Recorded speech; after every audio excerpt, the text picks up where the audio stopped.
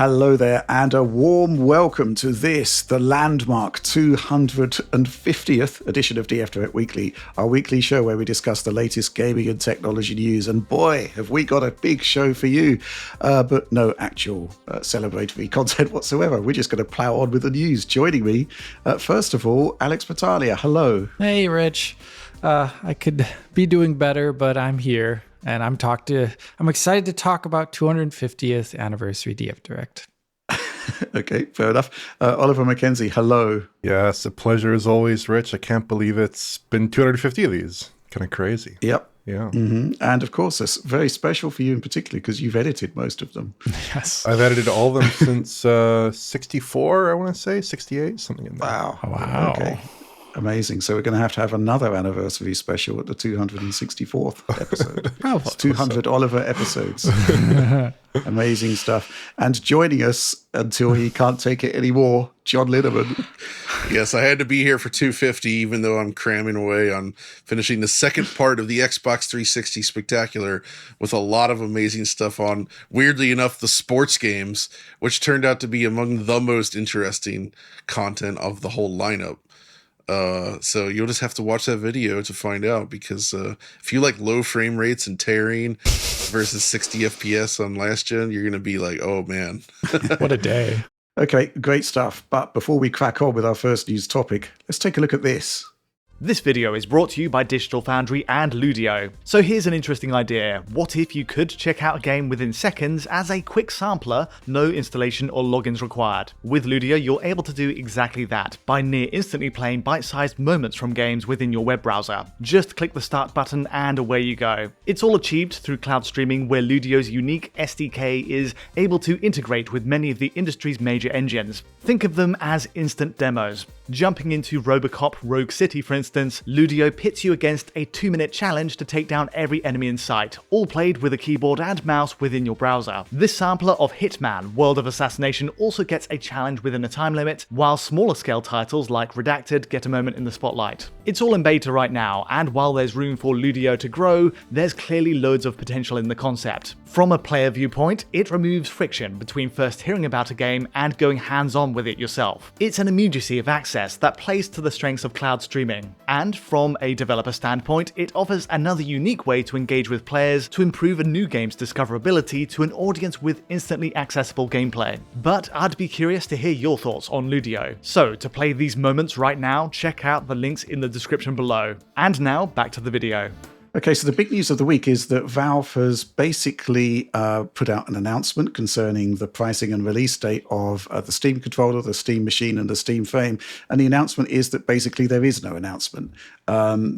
Citing the issues with storage costs and memory costs, basically they've committed to a release within the first half of the year, but beyond that, no new details whatsoever.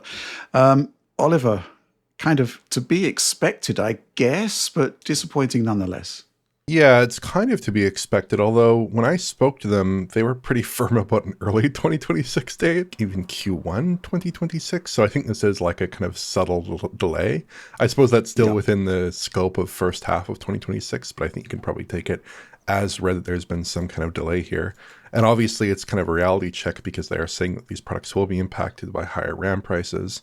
When I was at Valve in October, I discussed the RAM issue with them, but at that point it was kind of more speculative. It was like, well, hey, memory prices are going up, but not like, hey, this is kind of the end of consumer semiconductors. Not really, but it's gotten a lot worse since then. So yeah, it basically seems inevitable at this point that the Steam machine will launch for more than you thought, for later than you thought. And Valve was already signaling that Steam machine prices would be a little bit higher than a lot of people wanted it to be, because they were saying it's going to be priced more like a PC than a console. But when you think about it more holistically, this is like a huge problem across the industry.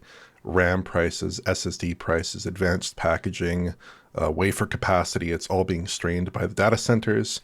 And this is just going to be an issue for everyone. And it's especially an issue if you're trying to ship a cut price box, like Valve was trying to ship something. It's a mass market consumer box. They're not trying to ship you something with a 5080 in it. They're really impacted by these prices. Beyond the whole pricing issue and the delay, potentially the delay, there's also a line that's interesting to me here, which is they talk about working on HDMI VRR, investigating improved upscaling and optimizing ray tracing performance in the driver. improved upscaling, you got to think that's maybe FSR4. Maybe they're just trying to convince AMD to let them ship it. That would be a big deal. That's obviously one of the key deficits of Steam Machine, and it does seem solvable. On the VRR front, Steam Machine does support VRR, but only FreeSync VRR. It doesn't support the full HDMI 2.1 VRR because of the HDMI Forms licensing approach, as far as I understand it. AMD, they cannot implement HDMI 2.1 within their open source driver. AMD has submitted requests to include it in the open source driver for a couple of years now, and they've been rejected as far as I can tell. So at the moment, it seems like AMD is trying to implement parts of the HDMI spec in their open source driver without using the full HDMI 2.1 spec. I'm not clear on the specifics, but they're trying to do ALLM. That's the thing that I saw in the commits, is they're trying to implement ALLM, so parts of the HDMI 2.1 spec. How much that matters, I don't know. Most TVs support FreeSync. How important that is. That obviously there are some features now that you might want, like ALLM, although that's not my favorite. but you could go various different places with that, and it certainly seems like they're at least taking advantage of the time they do have to try to shore up maybe some of the system's weaknesses, not the hardware weaknesses, but the software weaknesses. So that's certainly a welcome change, perhaps. Mm-hmm. Yeah, there's a couple of telling comments in there. They're still working on improving ray tracing performance, and also, yeah, as you say, they're looking to improve the upscaling situation. It surely must be FSR4. And to be fair, in terms of this, is it a negotiation with AMD? There's still this situation where, RDNA 3 and RDNA 3.5 aren't going away, and yet AMD don't seem to want to support FSR4 on it, despite the fact that they do have working solutions which have actually leaked. I think the one that Valve is specifically maybe talking about is its own interpretation, which has gone into Proton, which basically uses the existing FSR4. Alex, what do you make of all of this? Well, the ray tracing, improved ray tracing performance, you can actually read a little bit about it online. I was linked via the Graphics Programming Weekly blog, via a person on Blue Sky called Inhuman. It's 44 instead of A there. Inhuman linked me a blog from Pixel Cluster talking about RADV RT improvements.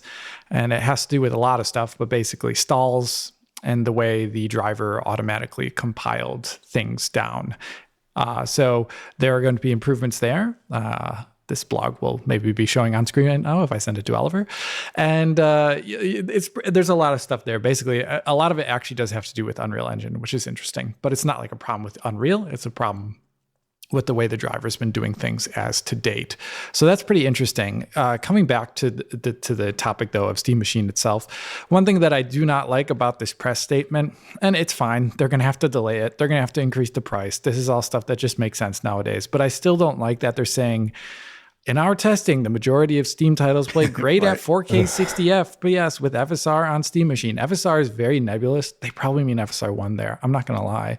I don't think they actually mean FSR 2, because majority of titles, even in ultra performance mode, are not going to be 4K 60 on this GPU. I really don't think so.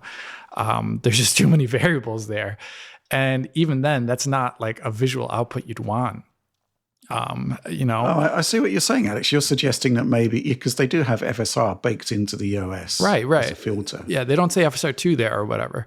And another thing is that I think kind of like Microsoft, them saying the Xbox Series S is a 1440p machine, which is just straight up bogus. Like the idea, it's just not at all panned out at all for that machine. Like maybe in a couple titles at 30 FPS with upscaling, but it definitely isn't a 1440p machine. I don't think you should attach a device to a resolution. It just ends up never panning out well.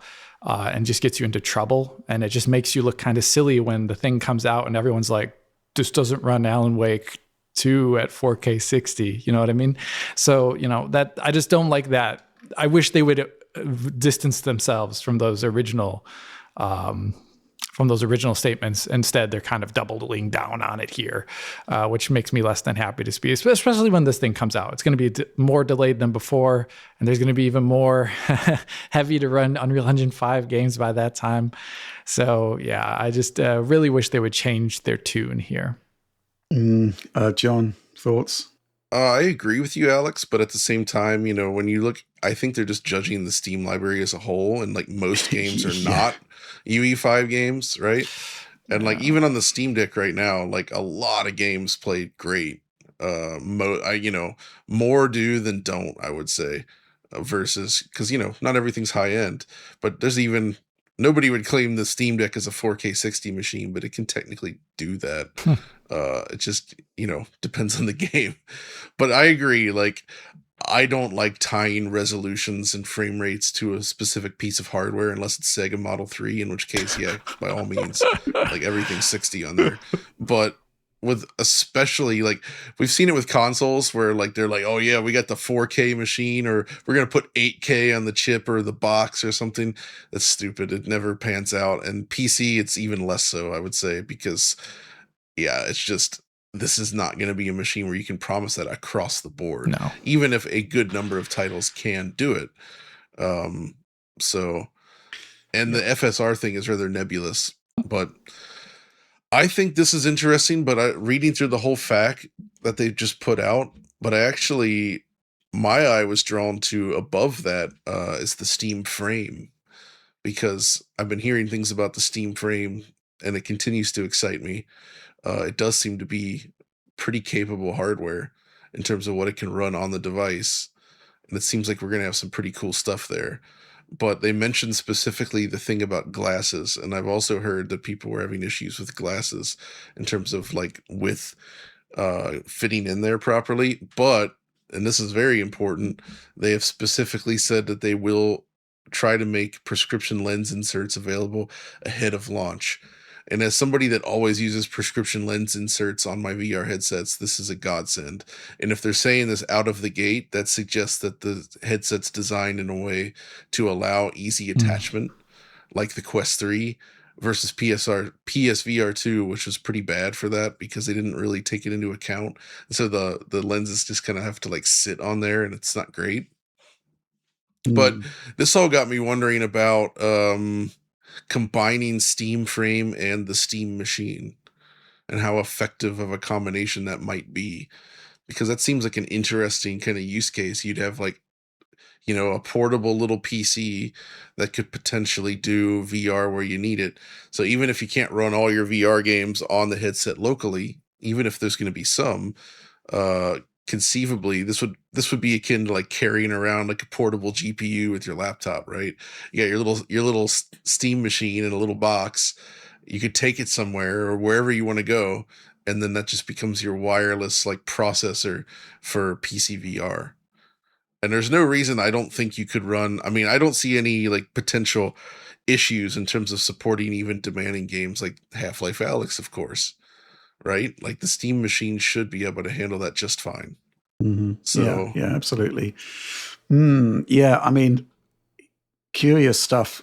One thing which actually I noticed in the FAQ here, I don't think we've had explicit confirmation before of this, Oliver. I might be wrong, but the fact is that the memory is upgradable and it's DDR5 SODIMM, so it's like laptop memory. Well, the system known? memory. Yeah, the system memory and the SSD, they're both upgradable, but no other component of the system is upgradable to my knowledge. Mm-hmm. Yeah, the SODIMMs don't. Well, they have obviously shot up in cost compared to before, but I don't think quite as much as like the standard desktop memory kits. Now, Rich, let me ask you this though: what if they had found a way to opt for DDR4 instead? They would have had to use a different CPU, basically. I see. Yeah, the CPU that they've chosen has only got DDR5 support, so that just wouldn't really have happened. That's a shame. I mean, the DDR4 prices are still not insane. Yeah, they've gone up as well, obviously, but it isn't quite as bad. It's like half the cost for the equivalent. Exactly. Memory. Yeah. Mm-hmm. Where do you think price is going to land, Oliver? Oh, geez, put me on the spot. Yeah. It's Turkey, $900. That's pretty reasonable. Actually, I think that's pretty dead on. Actually, I was going to say between 800 and 900. Okay, sort of like a moment of silent shock there with those pronunciations. That's a lot.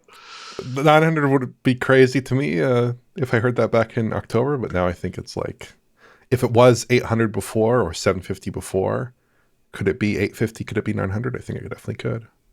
Yeah, okay, we got this question from Mr. Burns, one of my heroes. Valve claims they have work to do to land on concrete prices and launch date for the Steam machine. Am I too cynical for thinking they are playing the old game of chicken when it comes to quote-unquote console pricing, because they are hoping for the console manufacturers and GPU vendors to break the inevitable bad news first?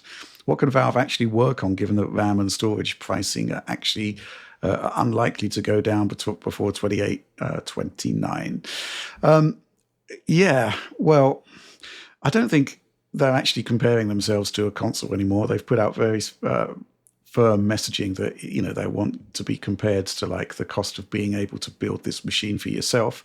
And then stuff like the form factor, the cooling solution, etc., are kind of like gravy on top of that. So I think they've actually got a relatively generous amount of leeway on pricing. I don't think there's any reason to, wait for other people to come out with the bad news first, because there's a lot of bad news out there already. What do you think, Oliver? I think they're probably just trying to firm up. Like, we know that Valve is not one of these players like Apple who operate on like yearly time spans with regard to their memory supplies, with regards to their, upstream inputs for their products. Valve presumably just has to secure enough memory for long enough to satisfy the expected demand they're going to have, and then probably some on top of that, in order to make sure they can produce enough units. So I think it's more of a supply chain question. Launching the console, it's more of a supply chain issue than it is an issue of wanting other people to break the bad news first. I actually think Valve is in a position where they have to break the bad news kind of first, or at least relatively early in the cycle, because they don't have 6 months, a year of product supply in the pipeline. Mm-hmm. Yeah, absolutely. Curious to see how all this is going to play out. Some interesting new factoids in there regardless, but I think that's all we've got to say about that one. So let's move on. Interesting comments this week from AMD's Dr. Lisa Su, stating that, how can we say this? They are ready to supply Microsoft with their next generation SoC in line with a 2027 launch. In fact, the exact quote is, development of Microsoft's next-gen Xbox featuring an AMD semi-custom SoC is progressing well to support a launch in 2027. Not much more details beyond that. And I'm not entirely sure whether this is a confirmation of sorts that we're actually going to get a next generation console from anyone next year. But it does seem to be the case that there is still the target of producing new hardware in 2027. Alex, what do you think? Oh my goodness. I think I said it in our chat as soon as this was posted. I was like, that's going to be one expensive box if it actually targets 2027. Because I don't think, even with the current design of it being like a much more powerful, wider machine with lots of memory, I don't think that was going to be cheap anyway. And that was right. that was our discussion point, a year ago, a half a year ago, before all of the memory situation. It's a shame that this is all we talk about, but this is the way it is. And now it just seems like it would only be more expensive in 2027. I think the launch date for this machine, if it already targets a higher end price, is mainly about like which type of niche audience it is going to try and capture, because it is no longer mass market at this point, in my opinion. And that it has to like align with other, I would say, software goals from Microsoft. First and foremost, like it has to make sure that all the advanced shader deliveries there is day one for every title that ever existed. It has to have like the perfect front end. If you're going because at this point, who are they convincing? Who are they trying to convince? It seems like Valve's going for we are cheaper than your pre-built. I don't know if Xbox are going for that. Maybe they are. Maybe Rich has something to say about that. But it seems like, are you trying to convince the Xbox hardcore that, those select few who have a Series X to upgrade to this machine at this point, who maybe feel already slightly abandoned to a certain degree because, that thing isn't selling too much. Your exclusive titles are going elsewhere. So I feel like its launch date is about like what type of niche audience they're going to try and attract. and how much like spotlight they can shine on themselves in comparison to other services like a Steam machine or the next PS6 announcements, etc. They want to kind of be out of the way of those things so that they can capture a niche audience at that point. That's kind of how I feel about it. Yeah. Alex, man, they lost Tim Dog. Like, I don't know how you come back. Yeah, Tim. Like, it's tough. Yeah, how do you get back to that? Well, the way I see it is that this machine isn't a console. It is a console. Let's be clear. It will enable you to run your old Xbox games on it. It will be a console-like machine in terms of design, but in terms of philosophy, what is it? And if you actually consider it as a machine that isn't just a console, but also a PC, and you can go back to the Windows desktop, should you so please. You can use it for any number of different things. You know, in terms of sort of front-facing marketing, it is the new Xbox, right? But it's more than an Xbox; it's a PC. And the way I'd probably market it is to say, well, okay, here's this new Alienware machine from Dell. We can actually produce much better performance at much lower pricing, because I think the fact is that when you've got a pre-built market that's based on so many different components from so many different suppliers, the cost of building it is going to be quite a lot more expensive than a really big AMD SoC with G7 memory surrounding it. I think that's my take on it. I think that's the way I'd be looking at it. It's kind of like not addressing the console, the traditional console audience anymore, so to speak. I don't think that's going to work, and I think Sony will do a great job with that with PlayStation 6. It's more about, hey, we've got this fantastic new machine. It's the machine. It's the ultimate machine, and it's comparable to these pre-builts, and it's a lot cheaper. And I think that's the thing, right? When I say a lot cheaper, pricing is entirely relative at the moment. We're in this sort of situation where people are spending $6,000 for a 5090 when they could get a 5090 within a pre-built for less than that. That's the sort of crazy market that we're looking at the moment. It's not going to be 5090 performance, I don't think, but it'll still be very, very good, and it's still going to be equivalent to quite an expensive PC at that point. I don't know what you think, John. I think this is interesting because we're still seeing this is going to be Microsoft's attempt at what Valve is also trying to do, right? Yeah, is what I gather is it's going to be essentially a Windows version of what the Steam machine is, and I think you're right. They have somewhat abandoned the traditional console market in favor of this approach, and it could work, but given both what they seem to be aiming for and what the prices are doing right now in the market, I think it's going to be a very expensive box. And that might be okay if they're not really focused on that traditional market anymore. So like the sales of the box are less important. It's more about just having more platforms. And if you can subscribe to Game Pass on your PC or any PC, they're happy. I think they just want users using their services and buying their games, which they're doing still, which is good. But yeah, I think it is over for the traditional market for them. Yeah. But I don't know if that's gonna, which is why it's like, how niche do you think this box could be? It seems like it could be quite niche, because even like the Steam Deck, it's considered a success, right? But when you actually look at the numbers compared to like a Switch or a PlayStation, it's nowhere near it. Yeah. And this could be the same kind of situation here. But at the same time, even if it, a traditional console requires developers to specifically develop for it, and if this works as we're kind of theorizing, that won't really be much of the case any longer. It'll essentially just run PC games, which would certainly save resources for developers and make it easier for things to target this new machine, which is good. So I don't know, but like all the rumors I've heard suggest that it's going to be the most expensive console ever made. Yeah. So, well, I mean, I use console in quotes, of course, yeah. but they have said it's going to be premium, right? That's pretty much. But I guess the question is, how do you create a device now that actually is so compelling that people want to shell out for it? Because I think people are willing to drop a lot of money on devices if they really are attracted to it. I mean, we see that with phones, right? People are dropping over $1,000 on new phones pretty regularly. Perhaps it's slowed down a bit, but when Apple or any other company reveals a cool piece of tech, a lot of people want to get in on it, even if it costs a lot of money. And Microsoft conceivably could do the same thing.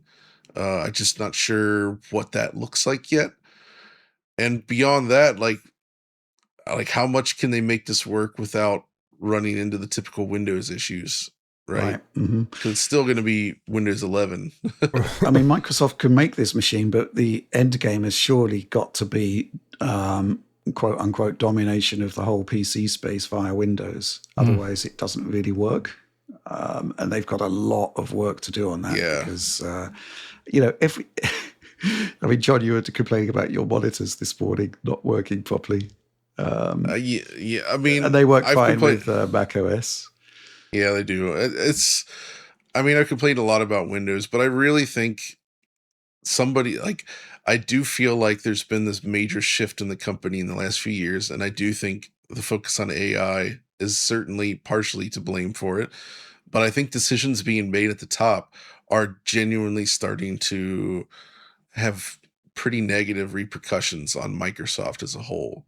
We're seeing entire countries considering abandoning Windows, right? Mm-hmm. And it's not just because of government stuff. It's more, there's more to it. It's like the security concerns and other issues and unreliability and the forced account stuff. There's a lot of things that they're doing that they're forcing upon customers that are causing a lot of these people to consider we should be switching to something else.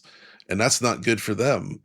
And it's also happened in the Xbox space where, like, even though they were trailing the market, the Xbox was still putting up respectable numbers, I think, and it feels like they kind of threw all that away along with everything else. And I'm really not sure what's happening here, like why it's going in this direction. I mean, one would presume they know more than us. We're just dudes on a podcast talking about this. It's hard from the outside. You look at what's happening with them, you look at the public response to it, and you're like, this feels like they're making just mistake after mistake, and they really need to refocus and figure out, like, what is it that people really want? What makes a system compelling and something that people want to use? Like, how do you get them to not want to complain about Windows? Right. Mm-hmm. Oliver. Yeah, I actually think Valve has a great answer to that question. It's don't price it very much, or at least price it comparably to the alternatives that you might see in the kind of lower end PC space. Give people an interface that actually works and present a quote-unquote console or console-like box in a proven form that people can be excited about, because SteamOS works so well, Steam Deck works so well. Everything that I've seen from Steam Machine, obviously in person, but also the demos, has been really, really good. So I feel like they have a product there. Microsoft does not have a product. Microsoft has something they call the Xbox full screen experience, which breaks constantly, has all kinds of issues. I just saw a recent update that got pushed to raw Ally devices, completely broke the ASUS side of the Xbox Ally experience, which is just hysterical. So Microsoft does not have a product here. I mean, until I see it, basically. I think that might actually play into some of this stuff about Lisa Su indicating that at least on the design side, they have a 2027 product. Maybe Microsoft doesn't have a released 2027 product, who knows? But I could definitely see them delaying the product, in part because of the need to improve that Xbox full screen experience, this kind of like console-like interface they're shipping, to actually make it competitive with SteamOS remotely, or make it a good experience overall, or get more buy-in from developers, things like this that are very important, I think, for this product. Secondarily, there could be some concern about RAM prices, but I don't really know. Like, you look at the pace of AI demand and data centers, it seems like a really shaky bet to me to say that AI demand will have quelled, or that the RAM supply will have increased by 2028 or 2029 or 2027 to the point where the prices will decrease significantly. I just don't think that's a safe bet at all. If anything, I'd presume the opposite. So I really don't think that would necessarily be a factor here in terms of the market actually being ready for this product. On the Sony side of things, I could see them delaying it a little bit further even still, because obviously they have a viable current generation product in the market. PS5 is still selling very well. And, they might go the Nintendo route of basically saying, well, we have a product theoretically for 2027, as Nintendo perhaps had a product theoretically for 2024, but they delay it by a year or a year and a half just because they want more buy-in from developers, and they want a strong launch with lots of games and great software and things like this. Whereas Microsoft, I don't think is in that position. I think they can just launch whenever. It's just a matter of the OS being ready and that experience being ready. But yeah, Microsoft has a huge challenge here. I imagine it will cost a lot of money, well over $1,000, I just presume at this point. But it could be a reasonable experience relative to a PC of similar cost, but I don't think it's a mass market device. I think it's like a maybe single digit millions device at this point. I don't really think it's a huge device that's going to shake up the market. I mean, Xbox Series has been a relative failure, but even with like 30 plus million consoles sold, that's still better than a lot of other competitors in the console space, at various points in the history of console gaming. So, they've had a reasonably good thing going for a while. Here's my question for you, Oliver, bearing in mind that you pay a close attention to what's happening in the AI space. If, as some people believe, it's a bubble that's going to burst, do you think that bubble is going to burst this year? I think there are separate questions, right? One question is it a bubble from the demand side and from the technology side? And I don't think it is. It's not a bubble from those sides because we're seeing exponential progress continue. We're seeing like recursive AI models improving other AI models. We're seeing automated AI research. We're seeing all kinds of crazy things going on. Task length is just increasing exponentially. And the demand, as far as I understand it, I have friends who work at different companies. And the demand on the server side is enormous. People are eating up AI products. Tons of people are using ChatGPT. Tons of business users are using the products. I don't think it's a bubble from that perspective. I think it's just continuing onwards and upwards. Is it a bubble from the stock price perspective? I don't know. Certainly there are a lot of very inflated stocks right now. Perhaps that's a bubble from that perspective. But I wouldn't expect that to have as much real world economic impact as the former, right? At least as it pertains to the cost of these products.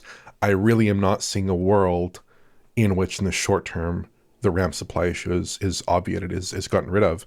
Just because you can't scale up RAM capacity that quickly, right? This is like multi-year, in some cases like 5 years, in some cases a decade process of getting the permitting done, getting the facilities built, getting all the process technologies in, all these different factors in order to actually establish a supply chain for new RAM products.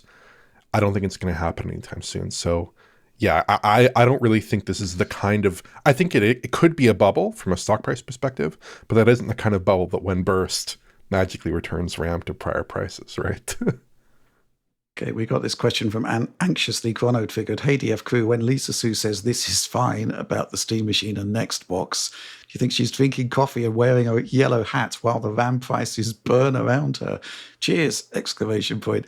Well, here's the thing, right? I think the bottom line is that there is limited supply, so therefore the products that require RAM will go up in price, which will basically make the demand for those products lower. The question is really sort of economic viability at that point. Is it actually worth doing? Are they actually going to make money on this stuff? I think all Lisa Sue is basically saying is that, hey, we've got availability to make this particular SoC, which presumably means there is allocation for what we believe to be 3nm processors. The question is whether you can actually build a machine around that in a decent time period, and the extent to which that actually matters. I mean, we live in a world where the Switch 2 came out last year, and you can look at the PCB, and the processor was ready years prior to that. Yeah, it taped out in 2021, according to the time markings, which is kind of crazy. But if this timeline, I was just thinking about Xbox One X, where I did have some insight into the development process of that, and it was basically like the year before they got final silicon in, and I guess that's what they've got now, if they're on track for delivering silicon in 2027.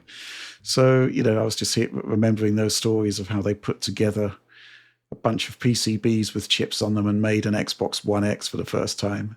Maybe that's what they're doing now with whatever the next generation Xbox is, assuming they can find some memory to add to those boards. Any final thoughts on this, John?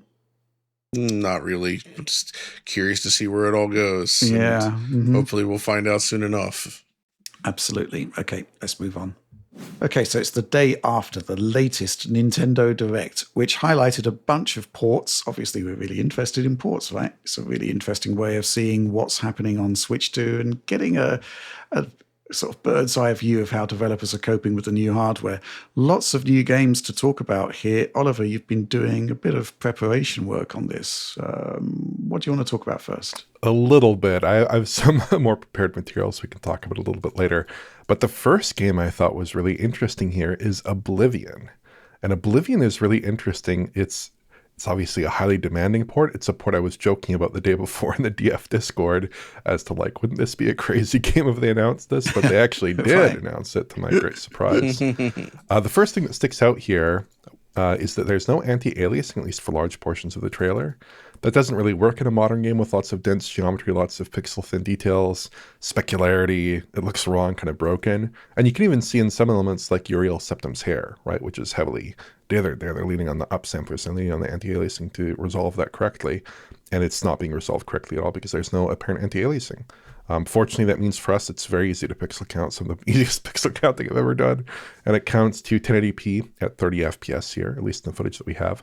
Now, there is one shot that's 60 FPS with like a horse running by. I don't think that's representative of the platform. I imagine that might be coming from a different build of the game. Beyond that detail, I think this is exciting because I believe they've probably retained lumen in some form here, just looking at the lighting.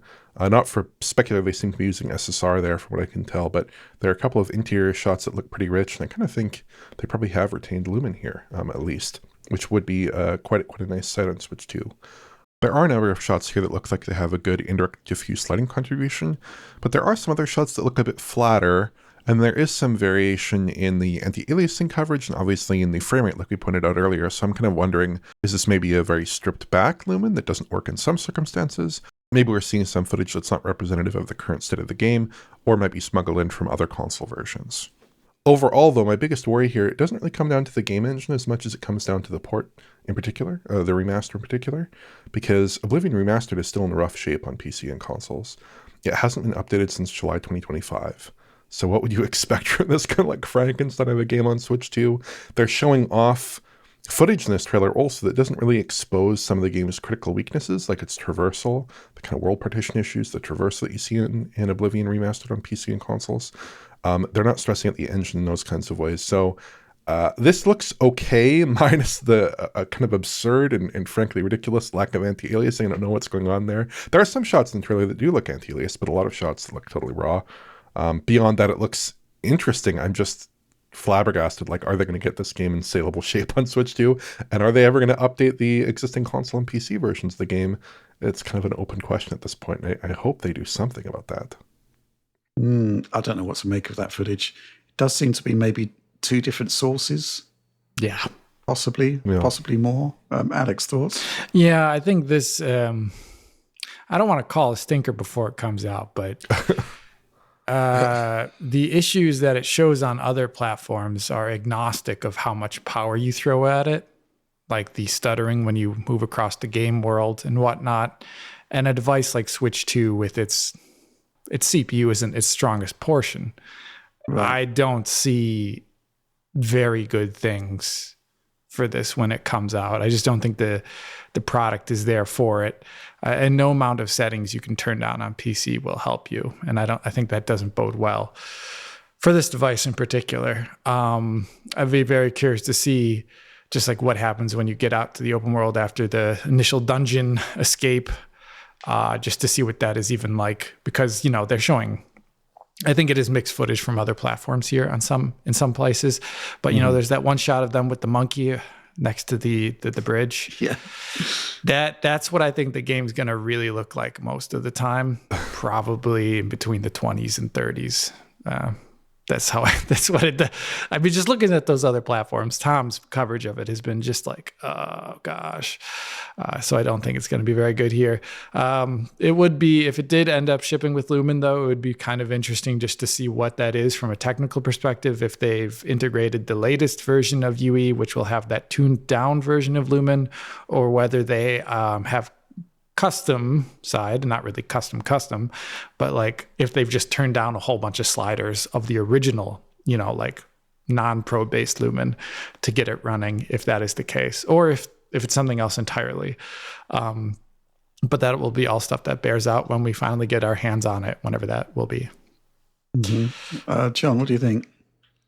Man, you guys are so harsh. I mean, I don't think it looks great, but like it's not that bad looking, guys. And it's also like, I mean, at the very least, it runs better based on this footage than the original game did on consoles by a lot, which is good.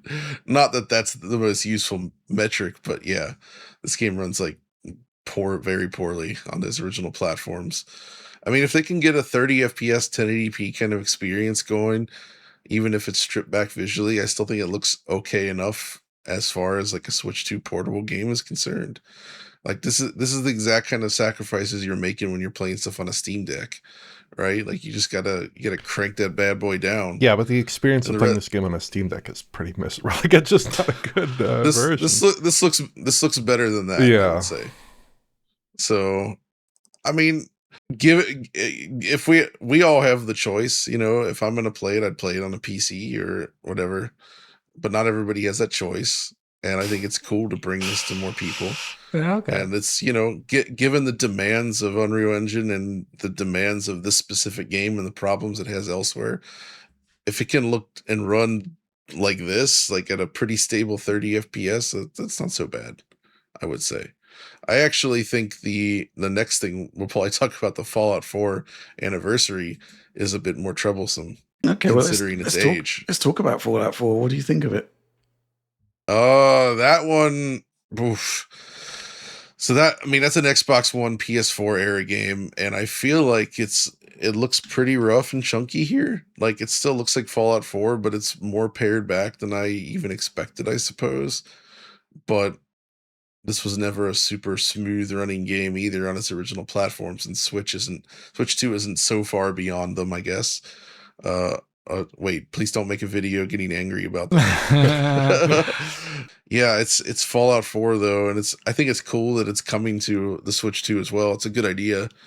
But the thing is though, is I don't know about you guys, but I haven't seen Fallout 4 running on the consoles in a while, so it's hard for me to gauge like what issues here are caused by the Switch version and which issues here are caused by just the age of the game, basically. Right. It should, you know, in theory, be at least as good as the PS4 version, you'd think. Mm-hmm. Exactly. And I feel like there's a lot of aliasing happening here as well. And I believe Fallout 4 was the first Bethesda one that had some sort of TAA going on. Mm-hmm. So, and it doesn't, I mean, it may be active here, but it certainly doesn't look great in that regard either, which is surprising, again, given its age. So like when you look at the performance profile and the visuals on display, that's why I feel like the Oblivion remaster, you were perhaps a little harsh on, only because in comparison, Fallout 4 seems to exhibit similar performance goals, but at a much lower visual quality. Yeah, I actually think this is significantly degraded. I did review some PS4 footage briefly, although I did not line it up exactly, obviously, because this is quite variable footage. And I think it's just like, it's really heavily aliased here. The texture quality also looks quite poor in places, inexplicably, weirdly. It's got very low quality shadow maps that aren't filtered very nicely. Plus, it's just 30 FPS. I counted it out. It's 1080p flat throughout, which is kind of what you'd expect. But again, PS4 title looking like this with this amount of aliasing, this amount of compromise, potentially in the shadow detail, that's not very good. I haven't played Fallout 4 in a while either, but I reviewed some footage and it does not look like this on the other platforms, I must say. And on top of that, it's not doing anything too interesting with the core graphics. Like some of the interiors, you can tell they're just kind of lit with like the SSAO and no shadow maps and things like that.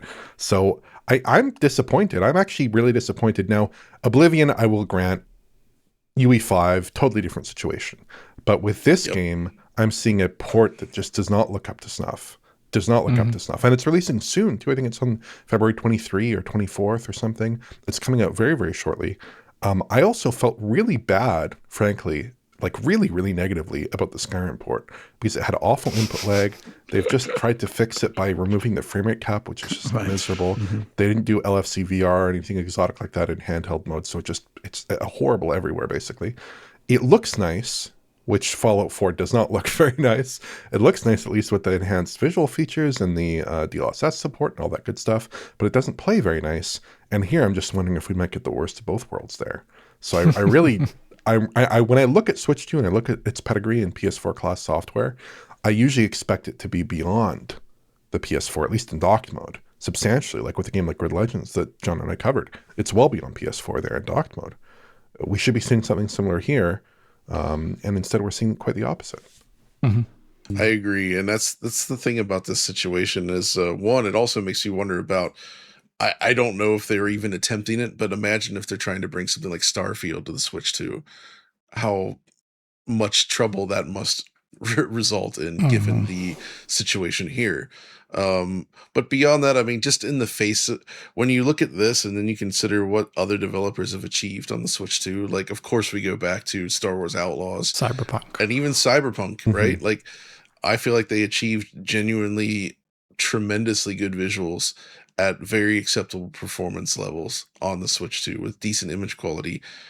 You just don't expect something like this to look and run worse than those. But we don't know what the resources are like. It's just like, it feels like some of the choices that they make with these are part of the problem. Even if everything's not perfectly optimized and then there's budgetary constraints, I feel like there's some decisions made along the way that are just the wrong choice. And by changing that decision, you could make a product that's at least somewhat marginally better, right? Yeah. Okay. Let's move on and talk about Indiana Jones, because this actually looked really, really good, I think. What do you think about this, Alex?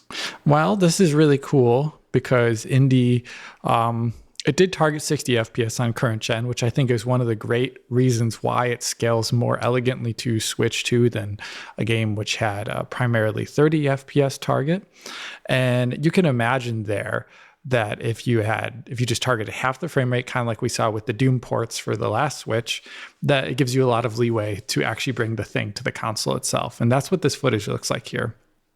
I mean, it isn't enough footage to make to give me like a perfect sense of the game, but at least for the exploratory moments when you're in a, looking over some ruins and whatnot, or in a tightly controlled corridor, I can imagine that being a perfect clipped 30.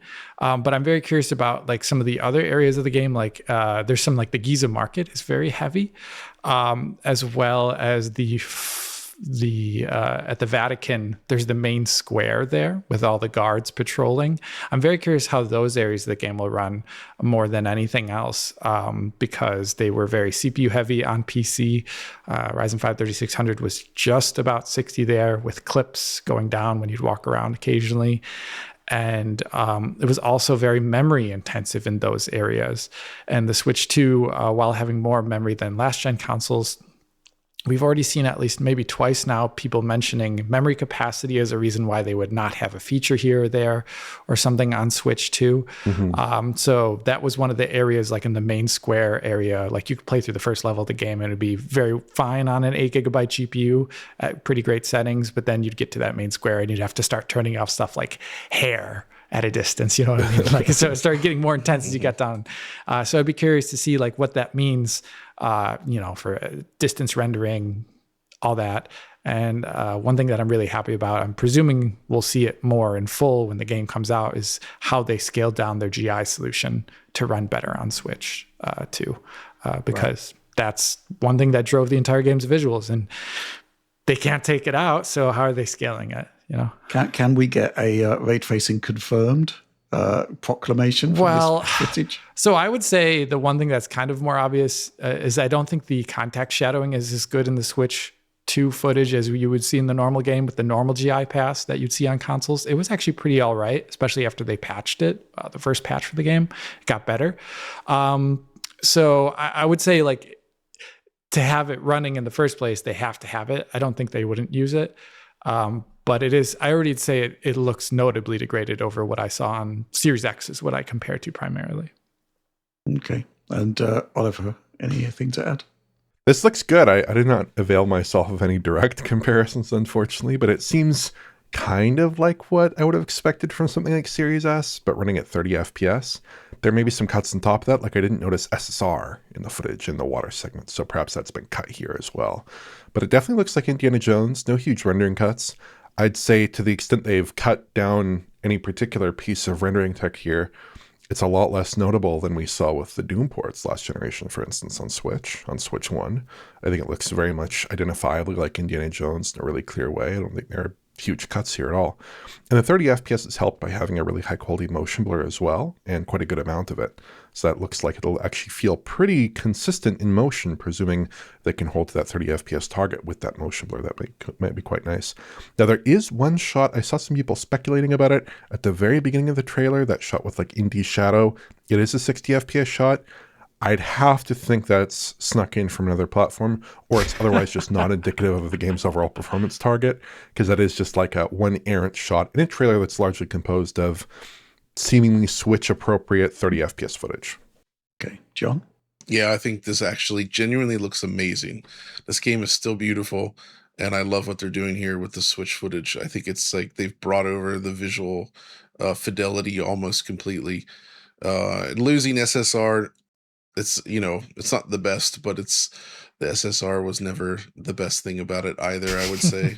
Areas where they use it's typically distracting. So, and like the muddy waters of Siam and all that, like it almost would look better without it. I might argue. And I actually think 30 FPS is going to be not a big deal for this game.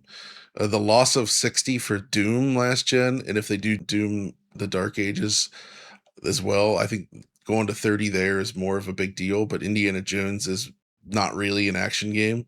It's mostly an adventure game with lots of exploration and some stealth and all that. And I think this is, with the motion blur, it's all you really need. And I think it's really, really cool to see id Tech running and looking so great with so few visual downgrades on the system. Okay. Even textures and everything look really, really great. And I just replayed the entire game recently on PC over the holiday, and it's still just it's one of the coolest games of the generation, I think, as far as an experience goes. There's a lot to see and do. The whole experience is just beautiful, and I'm glad that it's coming to Switch 2. Okay, great stuff. Let's move on. Let's talk about a game that's close to Oliver's heart, Final Fantasy VII Rebirth. Man, we've done a lot of comparisons for this game in the past, haven't we? And now we've got a new one. We absolutely have, from its initial incarnation on PS5 to PS5 Pro, then PC with Alex and I, and now apparently Switch 2 here, which looks pretty good. It looks like FF7 Remake on Switch 2, but with more cuts. So I took the liberty of lining up some footage that I captured from PS5 in performance mode yesterday up against Switch 2, and I'll go through that in order here. So in this first shot, which is right at the end of chapter 1, that kind of pivotal cutscene there in Calm, a lot of the clutter is missing. So there's no more wine glasses on the table, no more jug, there's less items in the cabinet, textures are lower resolution. Now that's something they have commented on a little bit. They said that the game on Switch 2 was 100 gigabytes, and they said that there are some reductions in their texture quality as well. Now, 100 gigabytes might seem like a pretty enormous Switch 2 game, and it is. That's the biggest Switch 2 game I'm aware of at the moment, but it's considerably decreased in size from the game's 150 gigabyte footprint on PS5, right? It's a very large game, dual disc game, very famously on PS5. Some shadows are also missing this shot, so like on the table, you see less shadows. The second shot here on Switch 2 looks mostly similar between the two platforms here, but the hair shading looks simplified and it's much more dithered looking on Switch 2. The hair in UE for it relies really on upscaling and TAA to resolve correctly because it's so dithered here, and also on high internal resolutions, and the Switch 2 just isn't doing any of those things really. It's actually counting at 720p internally, the shots I looked at, presumably with the LSS light. If it's a cut from Remake, but obviously this is a more demanding game. And then lastly, we have 3 shots in the game's most widely shown cutscene, which is the Chapter 2 Grasslands introduction cutscene. It was also used for the PS5 Pro, if you recall, that introductory cutscene as well. And here, the hair is again a sore spot on Aerith, and the background behind her also looks less dense with fewer flowers. It's blurred out, but you can see that quite clearly. And then this last shot is most revealing of all, perhaps, where there's a huge decrease in density of foliage and clutter and kind of visual information in general. And there are cuts, I think, that are present elsewhere in the trailer. Like I think that maybe particle density is a little bit lower, and maybe pop-in is a bit worse for foliage. I think I'm seeing that as well. Overall, I think it looks quite good, and I think the cuts are made sensibly. It's not matching PS5, but based on my experiences with Deck, I think it's probably a fair bit better than like a Steam Deck, say, in this game. And this game is a reasonably scalable title to it. It isn't like a game that's really going to push the system in the kinds of ways that an Oblivion Remastered would contemplate necessarily. But there's nothing here that looks out of place. It's really just like the resolution of the presentation was brought down, obviously, and the density of the presentation. So the bits of clutter, the foliage in the scene, that stuff is all pared back. Presumably things like shadow resolution are also going to be pared back as well, I would imagine. Remake didn't need as much pruning, but that's a PS4 title. This is a PS5 title, cut back in some obvious ways, but clearly a very similar title overall in terms of its appearance. Mm-hmm. What do you think, John? Looks pretty good, right? R.I.P. Jug, as you mentioned, Oliver. I'm gonna miss that Jug. I agree with your assessment. I think the thing is when you, and this is really important, when you watch the trailer at first, you think, okay, this looks like a lower resolution version of the game we received on PlayStation 5.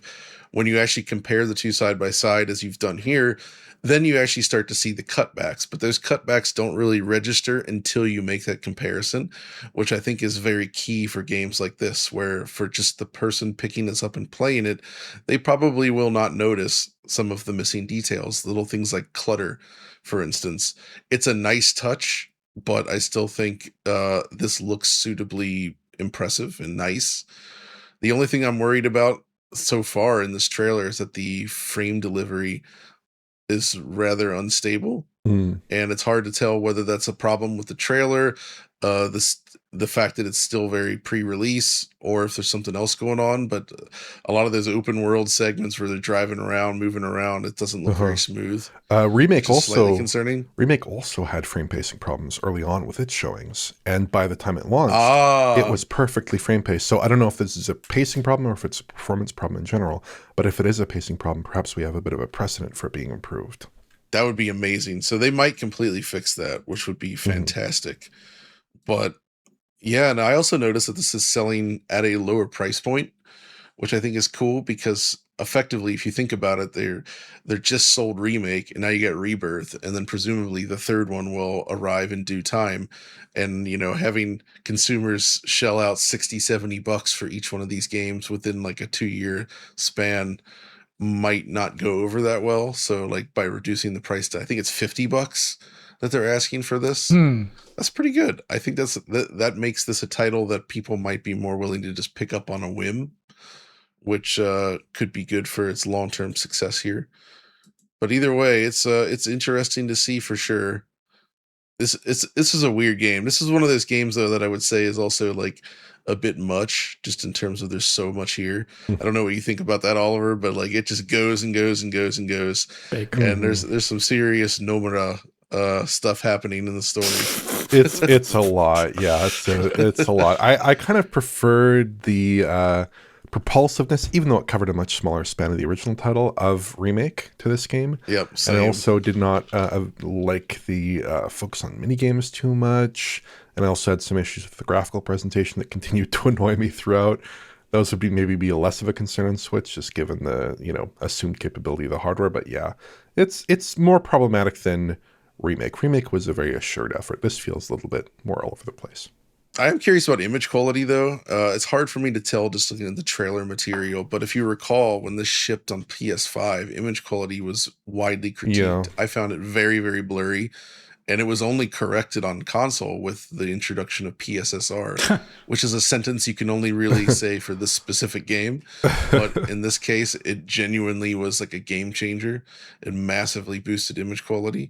So if they use a similar AA as the PS5 version, but at a much lower resolution, it could wind up being pretty darn blurry. It'll be DLSS light, I'm fairly sure. The artifact patterns in this trailer do look very DLSS light-y. Good. It's really just a concern in like the hair. That was also a sticking point in Remake.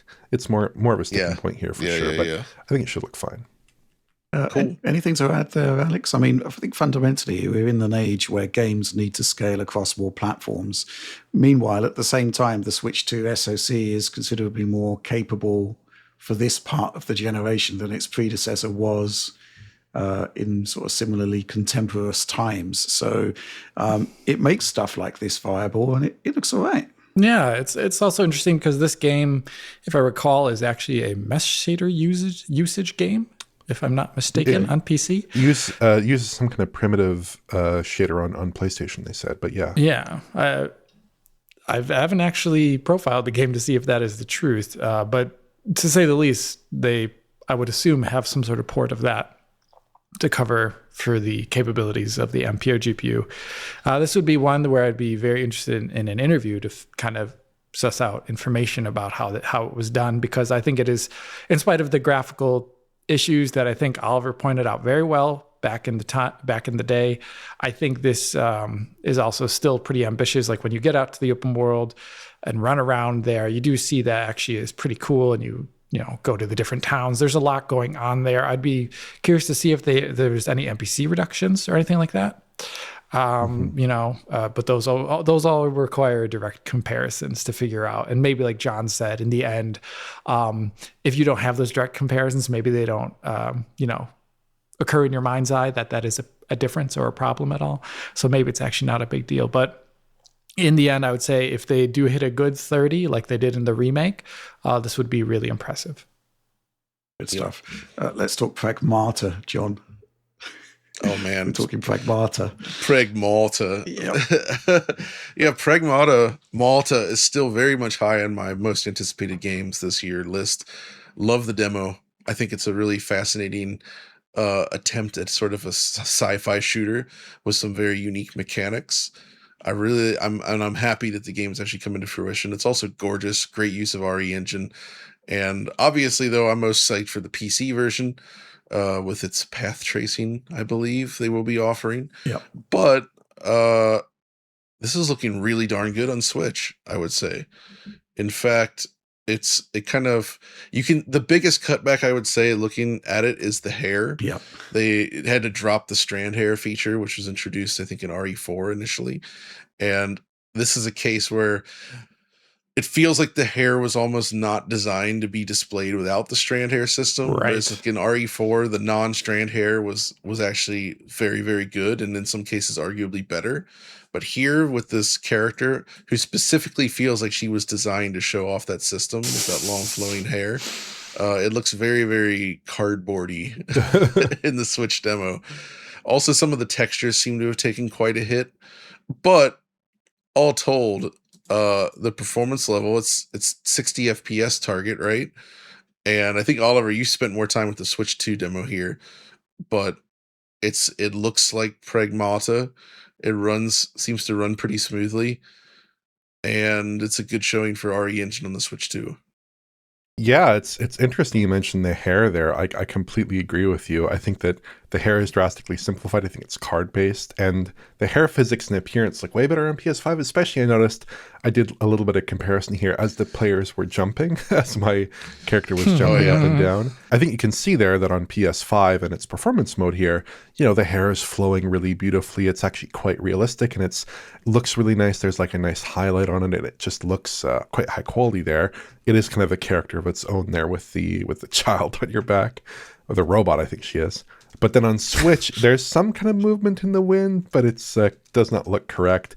I'd also say that in terms of the texture art, I actually did not review the texture art in too much detail. And this game obviously does not have a ton of high-frequency texture information because it's very sci-fi, very sterile kind of environments. But it clocks in at 6 gigabytes, the demo, on PlayStation 5, and I think 2 gigabytes on Switch 2, so it's considerably reduced, presumably, in terms of that asset quality there on Switch 2. I did do some comparisons to PS5 here. I did some comparisons because punters seem to be asking for more PS5 comparisons. And also because we don't really have a good frame of reference for this game. So just comparing it against Series S maybe doesn't tell us the same that it would in some other titles.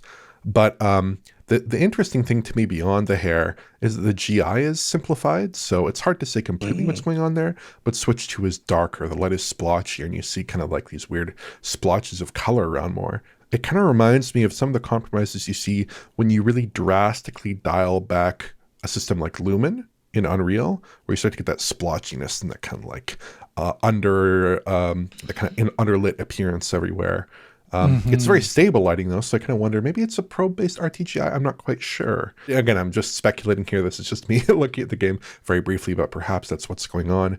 I did do some pixel counts. It's 540p on Switch 2, looks like, in docked mode, with DLSS Lite, I think. It does have kind of a grainy appearance, though, which kind of reminds me of FF7 Remake. Don't know if that's a similar kind of problem there, but it does have kind of a grainy appearance, I would say.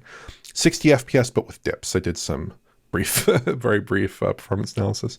Handheld mode looks a bit rough. It's 360p internal. Kind of reminds me of Kunitsugami, actually. Also another RE Engine game that I took a look at a number of months ago. Performance is more unstable, though. It's very jittery. I'm not sure if VRR is actually working correctly because it feels like it's either 60 FPS or it's kind of jittering there. So I wonder if that's not working correctly. But yeah, overall, surprisingly good looking on Switch 2. Does not really compare, I would say, though, to, I don't have captured this, but the PS5 version in graphics mode, where you do get the RT reflections as well. That makes quite a big difference. And it also targets 60 FPS in that mode. But relative to the PS5 performance mode, it looks pretty reasonable, I would say. Mm-hmm. Yeah, you can be getting a lot of angry people. Why aren't you comparing? How Switch could 2 you compare it to that? To a console with equivalent GPU power to an RTX 2080? Right. Maybe you should then do it. Yeah. I think part of the problem here, and I had this problem with my grid piece and people analyzing that piece, is that like games generally look quite similar when you compress them down to a YouTube on your phone or to a Twitter picture or something.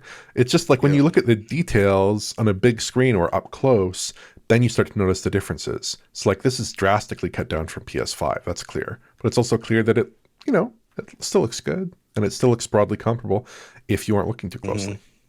But wasn't your conclusion from Grid Legends that it was basically twice the frame rate on Series S with a higher resolution in the DRS window? Well, exactly. So it's like way, on PlayStation 5, there's like dramatically higher settings and it's running at like 4K resolution and 60 FPS, or I think 1440p 120, like John is such a big fan of. There are big differences there, but the point is, like with a game like Grid Legends, I could show you that game on an Xbox One and the highest end PC money can buy. And if you were sitting 20 feet away, you'd say, looks similar in both, right? like the games just, especially cross-generation games, they just look the same on everything for the most part, unless you cut them back drastically. They just look the same. They always look the same except for resolution, frame rate, and cube map update, shadow resolution, volumetrics, whatever, a few settings here and there, but mostly they're quite similar. Anything to add, Alex? Yeah, the GI situation's interesting. Yeah, it really does look DLSS-y based upon the footage. When everything moves around, you kind of get those, as I've called them before, stylized lines on things that have been disoccluded, which is a DLSS CNN hallmark, which is interesting. The GI, though, I'm interested in mainly because that ever-present noise or that grain that Oliver talks about, I actually think it's just the way it's sampled using blue noise in general. You kind of it's a lot lighter in the PS5 footage because it's so much higher res, but it's also kind of present to a degree. But given the low resolution there of the Switch 2 and the fact that, from what I've heard in the background, that DLSS, if it's presented a pattern and blue noise is a patterning, unlike white noise, then it'll be retained to a certain degree in the reconstruction. DLSS is best if it's handed the most random of information, actually, if that's kind of hard to imagine. But you can see it kind of shining through. I don't think it looks bad. It has an almost film grainy look. It's kind of interesting looking, a little organic looking. But this is going to be cool to see in the end, because we're going to have Switch 2 next to the PS5, then next to path tracing, right? This is like some of the most hardcore scaling we've seen in a while. And I'm so happy that Capcom, for this title and for Resident Evil, are like finally running the whole gamut. Because there was a period of time when they kind of really only focused on certain platforms more than others, and it kind of bore out in the final product sometimes in ways that I didn't agree with. And here it seems like they're giving everyone, a lot of deserved care and attention. The only thing I'm slightly worried about is the unlocked frame rate, which is something they've done in the past.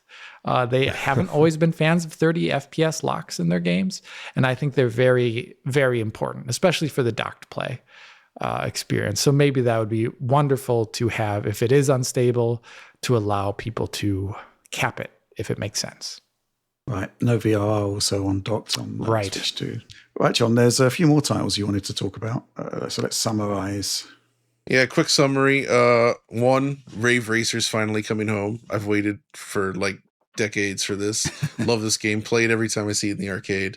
We've never had an official home port, even though it was announced for Power VR cards back in the day. It's finally coming. So that's super, super great. I'm happy to see it. Also, in the Japanese version of the Nintendo Direct, they announced Goemon Daishugo, which is a collection of like all the 8 and 16-bit Goemon games. Oh, wow, cool. And as a gigantic fan of that series, it's super, super cool to see it. And it's, being developed by M2, so it should be quite solid. But it doesn't seem to be coming out in the West, so that's also kind of a bummer, because it would have been a good opportunity for people. There's a lot of games in here that never came to the West that, they could have localized it and brought it to a wider audience, but that's not possible. Oh, well, maybe someday. Also, there was, I thought Orbitals looked really cool. They finally showed a bunch of gameplay. It's very reminiscent of It Takes Two, but with like an 80s anime style that's like very, very strong. Really beautiful looking.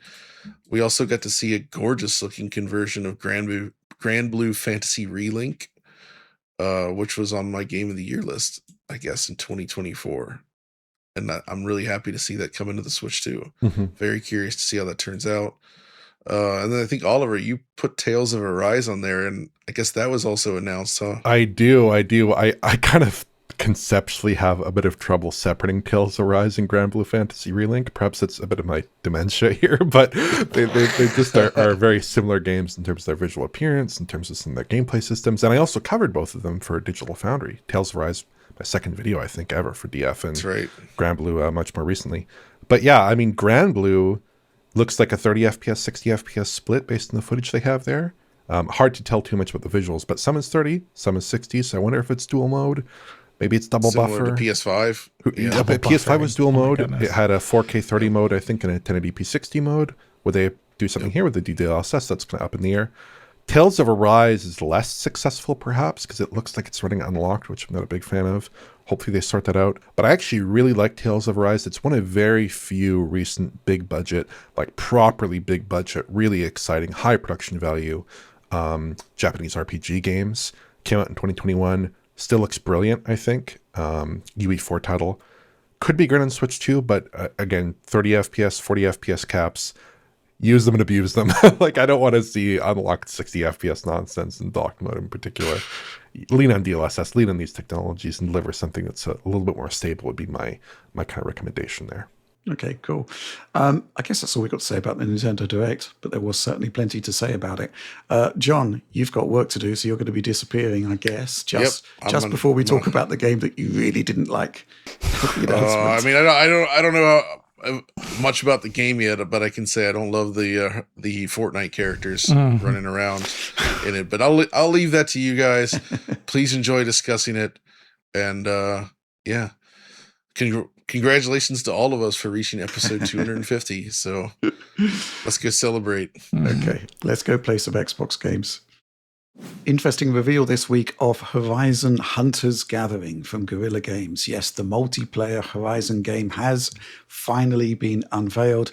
I think it's fair to say that the visual presentation isn't quite what we were expecting from a title from Guerrilla Games, to the point where the director basically pops up to the beginning to say, hey guys, this is actually deliberate. So, Oliver, curious what you make about this, because certainly the presentation, which I think it's fair to say could be described as derived from the style seen in Fortnite. Mm-hmm. It's kind of like proved a bit divisive. It has. And I think this is not a game that comes as a huge surprise to people who are paying a little bit more attention, because we've known that there have been 2 multiplayer Horizon projects in the pipeline. One by, I think, NCSoft, perhaps, that was revealed last year. And then this Horizon Hunter Gathering game. That NCSoft title is more MMO-like in a lot of ways. This is much more of a co-op action experience, right? It's much more of a co-op action game. And yeah, it does look very different than anything we've seen before. I presume this is still running on Decima. I'd have to think, but it looks very, very different. It has this kind of painterly aesthetic. Looks very interesting, I think. And it has kind of like this, like everything's edge lit and the texture work is very painterly, and it looks, I mean, I gotta say though, I saw this trailer, and especially that introduction to the trailer, that cinematic sequence. I thought it looked outstanding. I mean, I just love the way this looks. I gotta say, that's maybe not a super popular opinion, but I think this just looks fantastic. Now, once you actually get into gameplay, you see outside of a super directed sequence, it's maybe less compelling, but I think it's still exciting to me. Like, everything is separated really nicely and the characters stand out without looking obnoxious, and that kind of like hero lighting gambit that Guerrilla likes to do in their cutscenes and in some cases in their gameplay actually works out pretty well here. And I really like the way this looks overall, and it runs very smoothly, and it's just I think it's quite an attractive game. I think the bigger question, to me at least, is would you want to play this? Because obviously this is a live service title. Is this actually the kind of game that I'd like to play now when I have limited multiplayer time? I tend to like Battlefield. I don't tend to like these kinds of co-op, monster hunty, action-y kinds of games. And I don't think this does a whole lot to entice me on that front. But at least visually, I think it's, I think there's something to it. I think it definitely has some visual appeal. Maybe my only critique here would be that, at least at this resolution, this footage, it has almost a kind of stylized look that reminds me of like an AI filter a little bit. Yeah. Especially like on the edges and the line work where you're seeing some of those shaders, or maybe they're not, they're not too sensitive to distance there. It has that kind of stylized look. Whereas I felt like in the initial showing there in that kind of pre-rendered cinematic, it actually looks very clean and very sharp in there, mostly getting the painterly style without as much of the kind of artificially stylized look there. I don't know if that's a factor that might go away at high resolutions, at high fidelity on PC, or exactly what I'm seeing there, but that's just kind of a bit of a gremlin that I noticed. Alex, what do you think? I'd agree with that. I'd say the cinematic looks a lot better than the gameplay, and that stylization is a key part of it. I actually thought it looked a bit more like a digital painting. Everyone's seen how line drawing works in Photoshop with layering. The intro gave me that vibe, in spite of me not liking the character models. It gave me that vibe. But then when you got to gameplay, it reminds me the way that there appears to be a filter being applied to the entire, just like scene blankly. And it reminds me a lot of how DLSS 1 looked in areas. So maybe you can scroll back to my Anthem footage if you want to, anyone in the comments. I do talk about it there quite well when I cover DLSS and Anthem. And it gives me that vibe. And this might just be as a virtue of the fact, like Oliver said, that this is running at, I don't know, somewhere between 1080p and 1440p, presumably, or something like that, which would give like those lines a bit of a chunkier thing. If it's not based upon depth, then you would have, similar line thickness across the board, which is one thing that you would maybe see in a cartoon, but maybe you wouldn't. So I don't know. I think the game becomes less successful visually when it transitions over to gameplay. And then I think I see a lot of the other aspects of it. This is obviously not a game designed for me. We've talked a lot of times on the channel about live service games not being our bag. So I'll leave that by the side. This is going to be Decima based upon everything I understand. I don't think there's a UE logo in here too. I would hope it is not a UE based game. I think they've been working on the background at the Guerrilla Games side of things for a long time to make sure that they are the studio responsible for their engine on PC and maybe less Nixies. And I think this will bear out. It'll be really cool to see how it transitions over between the two platforms. But at the moment, it is interesting. Like, I thought the cinematic aspect of the trailer looked much better in the intro than the gameplay. And I don't know the exact reasons behind that. And it'd be interesting to know why. I mean, I thought it looked fantastic. I mean, the art style, certainly not what you'd expect from Guerrilla Games. And it did throw me off when I first saw it. And I have to admit, I was just like, okay, this is not a game for me, which is a difficult thing to handle when, I've enjoyed the other Guerrilla games so much. But, I think the gameplay actually looks all right. It looks really dynamic. There's a lot going on there, a lot of animation there. There's not much static there. It looks cool. There's certainly visually arresting.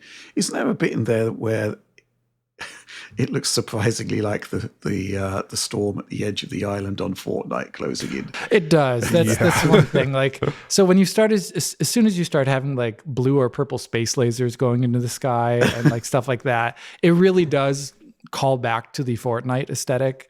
And that's going to be the immediate comparison point. I think that's why John and I talked about this yesterday. Like, I think the environmental rendering is different enough from Fortnite where I wouldn't call it the same thing. I think this is more successful in maintaining a coherent visual language throughout all of its environmental design. But as soon as you get to the characters, I think that's when it stands out less and is perhaps my least favorite part of this trailer. Right. I mean, we don't know what the like-dislike ratio is on that particular video, but the comments, the top-rated comments, Guerrilla Team, please blink twice if you're in danger. The bravest thing about this trailer is leaving the comment section open. Horizon Forbidden Wallet. I'm just literally reading them out in order. Mr. President, they made a third Concorde. Yeah, I mean, it goes on like that.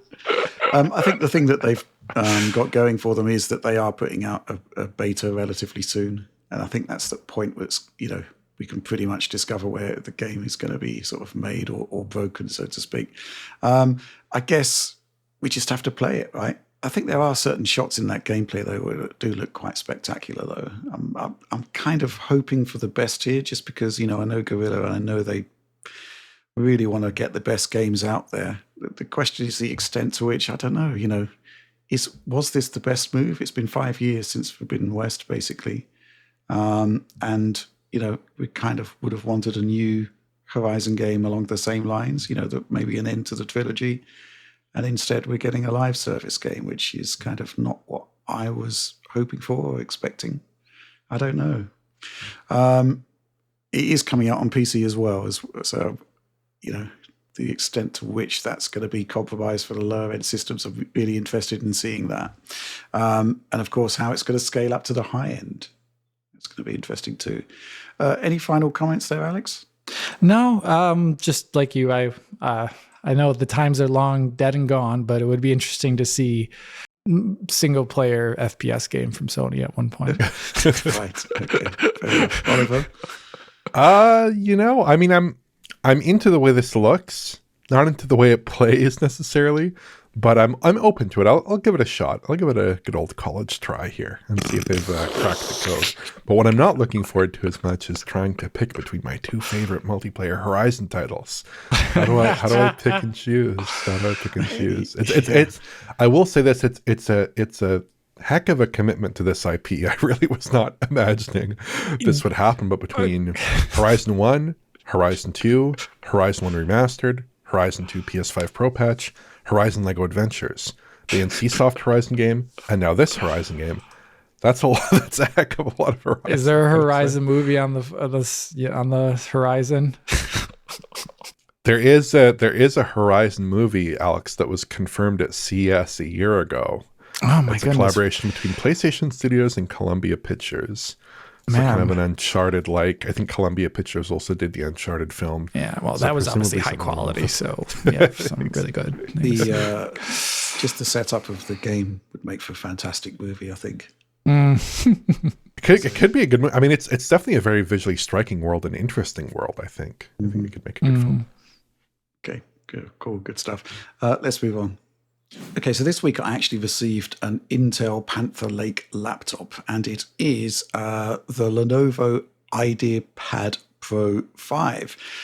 Comes with Panther Lake. It comes with a top-end iteration Core Ultra X9388H, and it seems to top out at about 45 watts when you turn on what Lenovo have described as the quote-unquote geek performance mode. Anyway, first order of business, what are we going to do with it?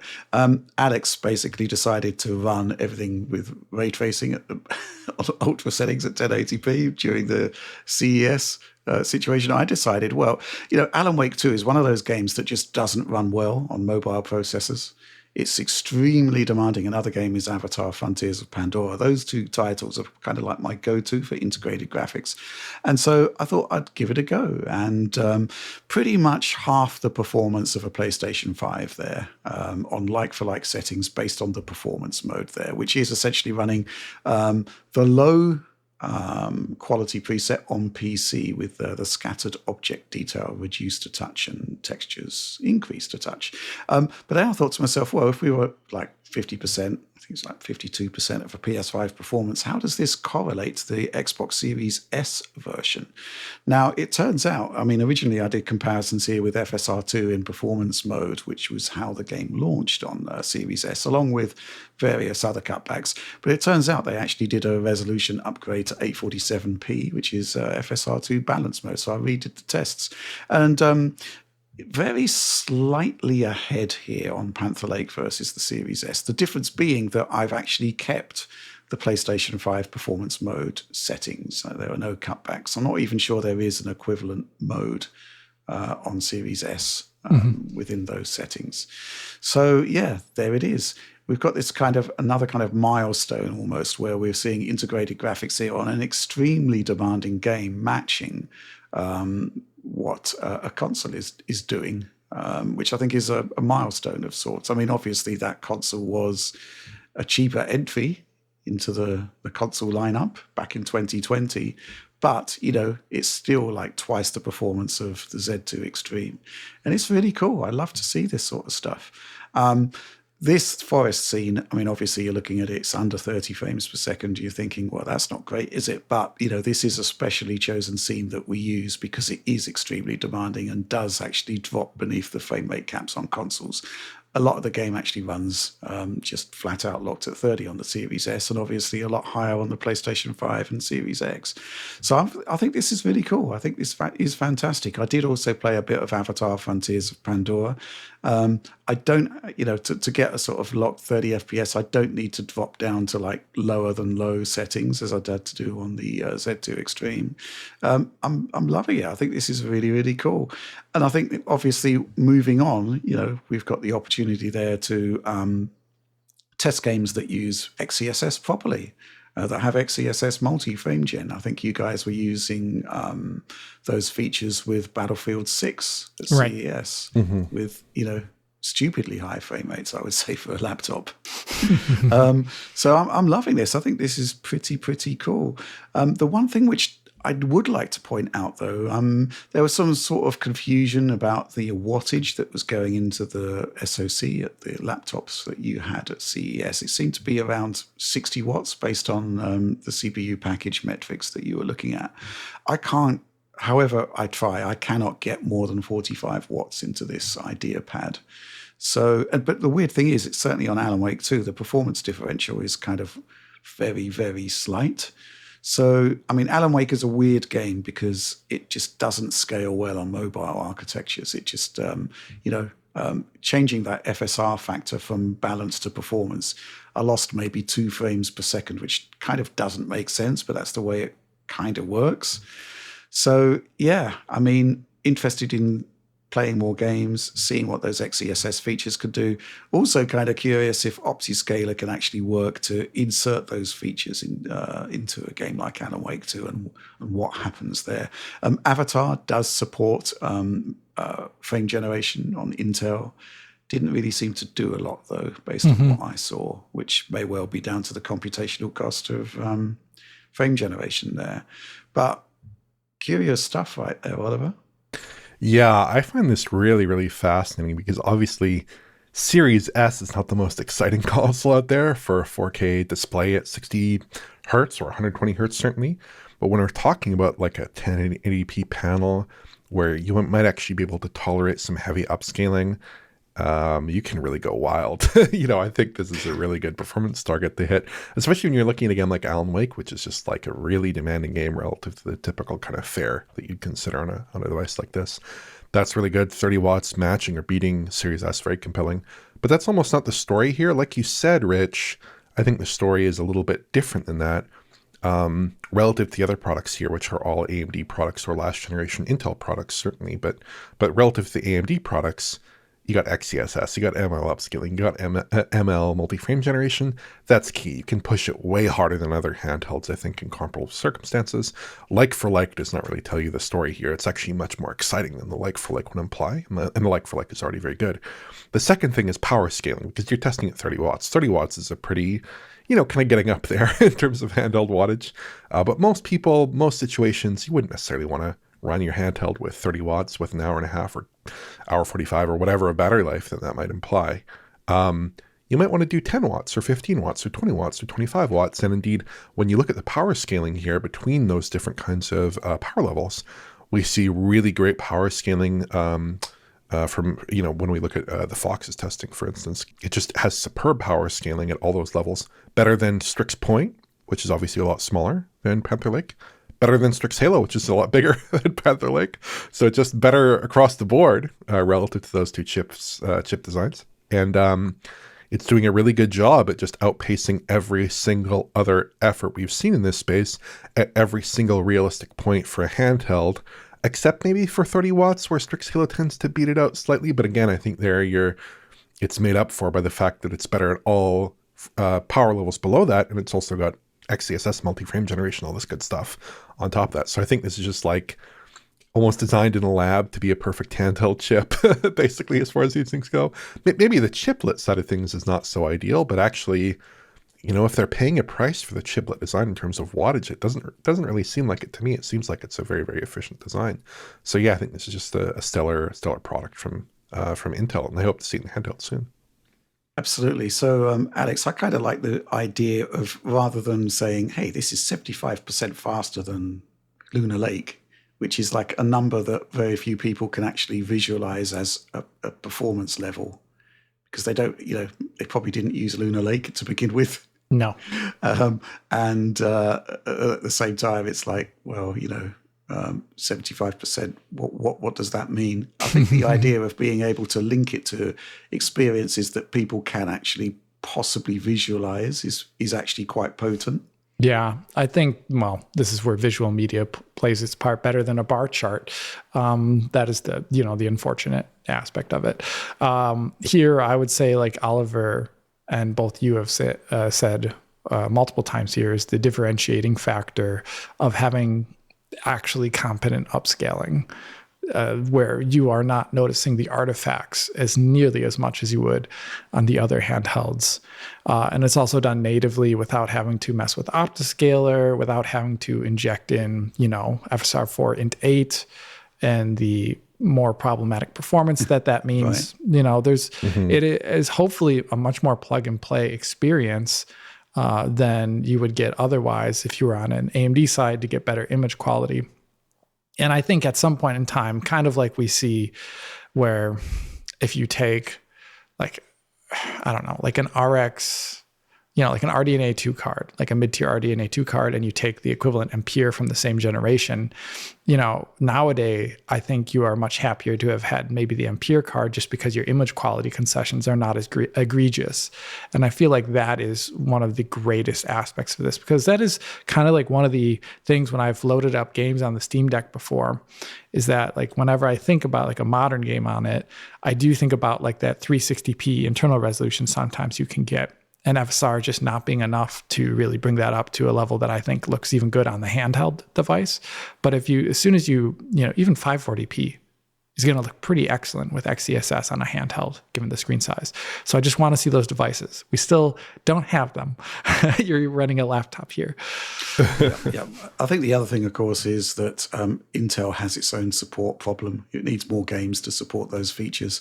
And you can, of course, use OptiScaler to kind of hack them in, but it's kind of like, well, that's not great. It shouldn't be down to the community to fix issues that Intel should be doing. Concept that Alan Wake 2 doesn't have XESS support. I mean, if I was Intel, I'd be like contacting Remedy saying, "What can we do to help?" Really, that sort of thing. Yeah. I think the other thing bearing in mind this particular testing is that it is upscaling to 1440p, which probably isn't the best target for integrated graphics. And I'm kind of curious to see if that problem with the lack of scaling on the FSR2 factor is down to the fact that we're using the same output resolution. And there may well be a huge bunch of buffers in there that are actually operating at native resolution. Yeah. I also think the scaling, one issue with Alan Wake 2, probably more than other games, is that it's going to be very geometry bound. It is just very, very dense geometric game. And if that is the limit on the GPU, the res will scale a lot less. Yeah. Post-processing in Alan Wake 2 is also quite demanding, isn't it? Yeah. Yeah, You look at it GPU is. scaling. Yeah. And post-processing is typically done at native resolution, right, Alex? It should be. I think in Alan Wake, there's an option. Right, yeah. Mm-hmm. Okay, cool.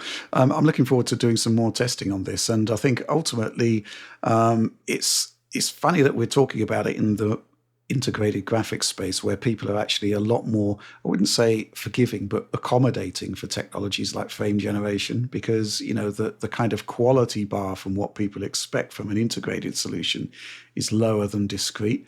But the whole conversation about, do the bar charts actually make that much sense when you actually should be using the features? That's a conversation that's becoming increasingly more interesting in the mobile space, and it's going to migrate to desktop as well, given time. But yeah, I'm looking forward to just playing more games on this, seeing how much of those console equivalent settings plus a resolution downscale actually produce some great experiences. I tried it on GPD Win 5, which has Strixalo, with some fantastic results. And what happens when you've got a really good multi-frame generation solution as well? Looking forward to testing that out. But with that, let's move on. Okay, a new topic we want to talk about. It turns out that a new form of DRM has been added to Resident Evil 4, the remake version of that. And but de novo has been removed for some unknown reason. So what's actually happening there? We've had reports that it has actually had a big impact on CPU performance, and we wanted to test it out. Now, I think it's fair to say that we've still got a lot of questions that need answered about this. So this is initial results from initial testing.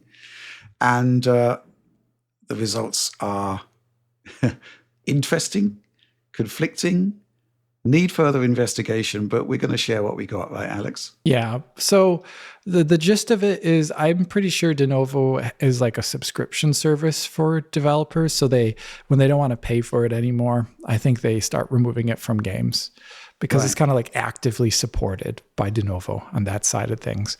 And they updated the game, and you can even see like the Steam Depot reproduction of it. They actually mention the changing of the DRM, and it's part of it. And just as an aside, I think updating years old software with new DRM is just stupid.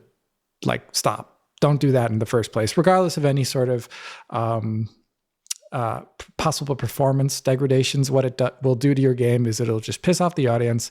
It'll make the modding scene really upset, because now a game which hasn't been updated before will now have different memory addresses, and potentially it'll be harder to hook things into the game, which we saw with RE Framework having trouble post-launch actually working. And I've heard that even after compatibility has been addressed, that there are still crashing issues with using RE Framework with the latest version.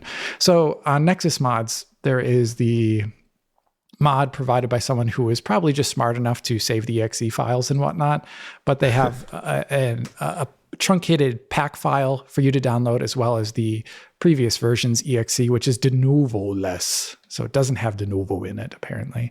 When I ran these on a Ryzen 5 3600 at CPU limited settings, you can see them here in the top left and right. I just initially ran through the game's intro area, as well as the intro cutscene. And in the intro cutscene, the differences were actually very, very, very large. We're talking about like, I think it was like a 40% deficit in performance with the new version of the game, roughly, which is not very good. But it is, once again, CPU limited performance in a cutscene where you're already above 100 FPS. On a Ryzen 5 3600. The CPU is not so bothersome here. If anything, there's no AI running, none of the gameplay code is running. It's purely animations and rendering at that point. So the draw is the main limiting factor. And I do measure a very big difference there. And I imagine if other people, I ran this test 3 times, reinstalling and uninstalling, reinstalling and uninstalling, just to make sure I wasn't getting some sort of compatibility issue or Windows updates running in the background or anything like that. So it was reproducible. Also running forward in the initial intro section, as you see here, lesser degree of difference. It's about 20, a little bit less than 20% there. And so as you start transitioning over to a more gameplay orientated camera control, the difference is smaller. Now, this is when I said, Rich, this looks like actually a real thing. Mm-hmm. Can you please on your end to make sure that I'm not seeing gremlins reproduce on your side?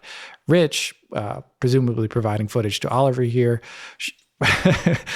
ran through the game's village section and that classic RE4 area and saw pretty much homeopathic differences between the two.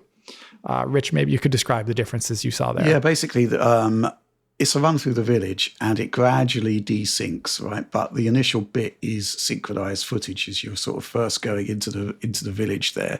And I'm using 5090 here at native 1440p with everything max. GPU utilization is like early 30%. So, definitely the Ryzen 5 3600 is being put through its paces here. I didn't really notice any difference. Mm-hmm. The bars start to desync when you sort of move further into the scene because the footage isn't matched up anymore. But once you get to the end, then the actual combined average is like there's like a 1.4% difference in performance. So in this scenario, the difference between the new DRM and no DRM is basically nothing on a processor that's actually very, very old now. Mm-hmm. However, you shared some metrics from your info yesterday, Alex. And I've just calculated it's like a 1.9 millisecond CPU time variance, which is huge for DRM. I mean, obviously your frame rates are north of 100 frames per second, but let's just say that developers can do a lot in 1.9 milliseconds. Yeah. And obviously that is translating into like big frame rate differences, like a 36, 37 FPS differential in that whole clip there. So, it's another example of how, well, the game is old now. Surely the amount of money you're going to lose is, kind of negligible. Mm-hmm. Why pay for a new DRM solution that actually disadvantages people with less capable processors? Because the game actually runs quite well, right, Alex? Yeah, it was a fine running game minus the traversal stutters that I talked about at launch, which are still there. And when I was playing, I was like, oh, why are they still there? But yeah, so I also ran through that village area, but I made sure to do a really good sync. And there I did find something that I thought was really interesting, is that there was measurable differences in the intro. But it was less and less, as Rich said, like when you got to stuff that was really more gameplay, like seeing AI on screen. And I saw the exact same thing while running through that area. But when my footage is very well synced here, you'll see that the areas where I stop looking at AI, quite literally, I stop looking at them, the differences crop up again, like towards the end, and any of the times I go down the side alleys, looking kind of off field, looking away from where the AI are. And there, over the total run, which is very synced here, there is a 10% performance deficit. It is on average, though. In some areas, it is exactly like for like spot on, like for like. So if I were to take a guess, the areas where the game is maybe game thread limited via AI, you're not going to see a difference in performance because that is the overriding thing bogging the CPU down. But as soon as you become maybe render thread limited, like I imagine we are in the intro of the game, at this low resolution and whatnot, or when you're just looking far afield with no AI on screen, that's when you'll notice it maybe more. I think we will get some more investigation into this where I can exactly reproduce the exact difference. Maybe if RE framework is playing well, I could also get like CPU readouts to see like what is actually heavier. if it does end up playing well with the game post-patch, but I think we can report on this more. But I would say from my perspective that this patch, presuming Nexus mods, what we download from there is representative, that this patch currently does, at least on a low-end processor like this, reduce frame rate in some areas of the game. And I just don't see a good reason to do that. And for post-launch support of at this point, older game. And in general, as far as I understand, this doesn't actually affect the game's piracy, because the game has already been cracked and pirated, as far as I understand. So, or some aspect of it is, like, maybe it's still crackable or something like that. I don't know. I don't think this is the way to update a product post-launch. And we've seen, I think Capcom has done this a couple times in the past, actually. If I'm not mistaken, there has been games they've had that have updated with new DRM over time. So I just don't like this thing on PC in general. Steam is already DRM enough for most people. Having more DRM on top of it, like, the people who are going to pirate your game are going to pirate your game. You know, like, I think it's just, like, Gabe was very right when he said it's a service issue. Like, they just want to play your game, so let them play it. Anything to say about this, Oliver? Not too much. I mean, the numbers that we're kind of contemplating here, they're not scandalous to me, because it is still like a pretty high performance level that you can achieve when CPU limited, or when you're really pushing it on a Ryzen 5 3600. But at the same time, you really shouldn't see regressions. That is, like, really just nasty. And Capcom is not being a very good steward of their PC catalog in general, with the DRM issues that we saw with Resident Evil Village, all these kinds of problems in the past. Bizarre issues with Monster Hunter just a couple weeks ago there, Alex, with, like, the checks. And it just feels like they're just these RE Engine games, these Capcom titles, they're just not doing a very good job with stewarding them on PC to be the best they can be. Instead, they say, well, have you ever heard of frame generation? Instead. Yeah. Right. Yeah. Okay. I'm going to be curious to see whether there are actual sort of more tangible results from testing more areas of the game. And obviously the Ryzen 5 3600, it does play this game quite well, but there are, of course, less capable CPUs even than that out there. So, it's just not a good move in general, is it? Certainly not sort of consumer friendly there. But, definitely. I guess it is what it is. But let's move on. Okay, so let's move on to supporter Q&A for this, the 250th edition of DF Direct Weekly. Every week I post on our Patreon asking our supporters to pose their questions and come up with their comments for the topics that we've chosen, and to suggest topics of their own. But this is all about the questions. This question comes from Darjarko in brackets Dan. Does Alex think the UE5 denoiser toggle issues could be affecting other upscalers besides DLSS? Could it be a broader issue, i.e. PSSR in Silent Hill 2? So to put this into perspective, in your DLSS 4.5 coverage, preset M, preset L, Alex, basically you discovered that upscaling of ray tracing effects could look pretty rough. And then in the preset L video, you came up with the idea of turning off the in-game denoisers and basically giving it over to DLSS. And lo and behold, it really looks like the issue is, like, fixed. Yeah, it's more than fixed. It actually looks better than native at that point. Right. That's something I did not say so explicitly in the video, because I was trying to make the point that this is like a legacy issue. Like, you want DLSS to scale backwards in time really well. And if it doesn't do that, then it disincentivizes the user from using the latest models and applying them retroactively to games, which is the point I was trying to make. I said, like, oh, but DLSS is actually a better denoiser than the game's initial denoiser. So the issue is that I do think this will affect other upscalers to a degree. I could probably make a comparison of doing the exact same thing with TSR, XeSS, DLSS's older version, DLSS's newer version, etc. I want to do that right now. Yeah, I think this will affect them to varying degrees.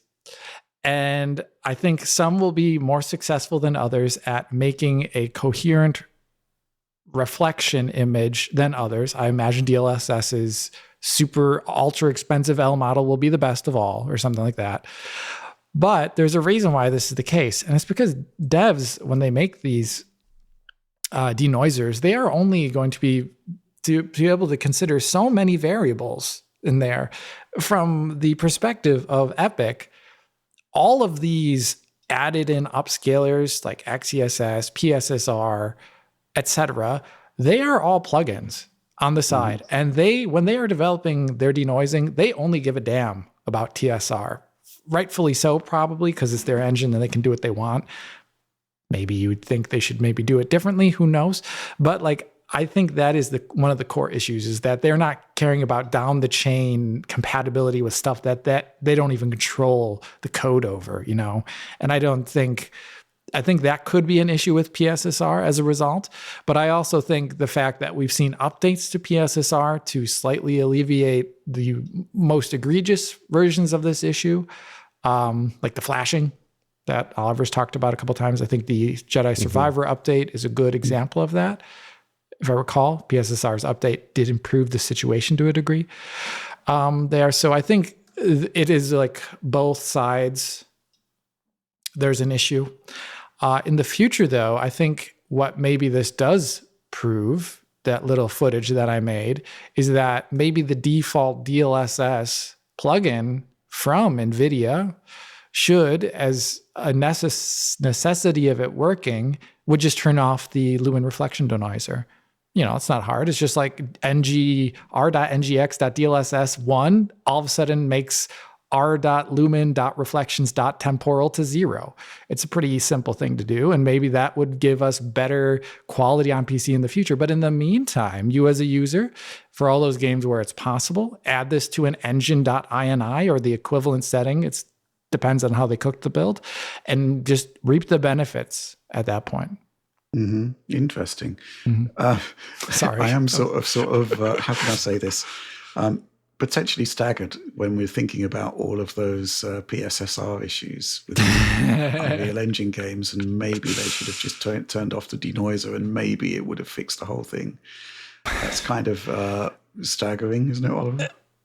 It is kind of staggering to think that a problem like that might be easily resolvable. I don't really know what to make of PSSR in particular, because it seems like it has these long-standing problems, but developers also seem insistent on integrating it.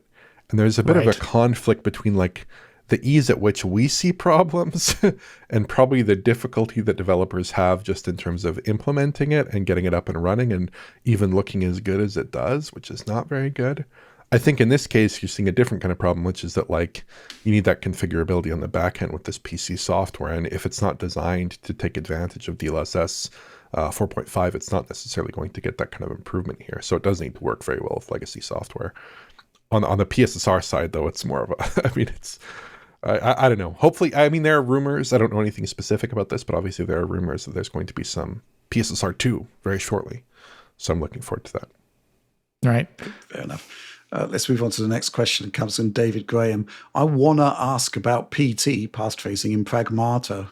There is currently a raging debate around this. Apparently in the demo, the PT mod looks like night and day better than the standard RT version, to the point that people began questioning whether the PT mod infringes on the artistic vision of the game.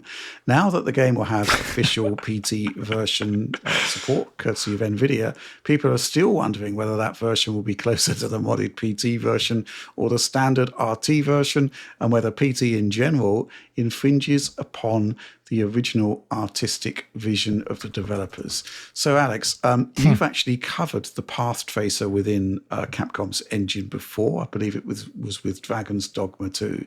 And our takeaway, I believe, at the time was that the path tracer was like a pretty much the closest that maybe the developers can get to like ground truth lighting. And they would use that as a reference for whatever it is that they would use instead of a hugely computationally expensive task. Right. But what do you make of this? This is a complex question. Also, hello, David. I recognize you from other places on the internet. So That's ominous. That's a good thing. He's a nice poster. I think it really, this is the reason why I say it's complex is because the thing that Rich just said, where I'm pretty sure the reason why this is in the engine in the first place is two double check things to make sure things look right and look like maybe the developers think they should look, maybe to make sure like a material shader is working the way it should and whatnot. But for overall lighting direction, if a lighting designer is not necessarily checking to see between these two versions of the renderer, then lighting intent shifts more towards even the less accurate thing, even though one would be more accurate to what light's real behavior might be. And in that case, the question of intent is a little bit more muddy, I would say, in spite of the one just being much more realistic as to how lighting should potentially work.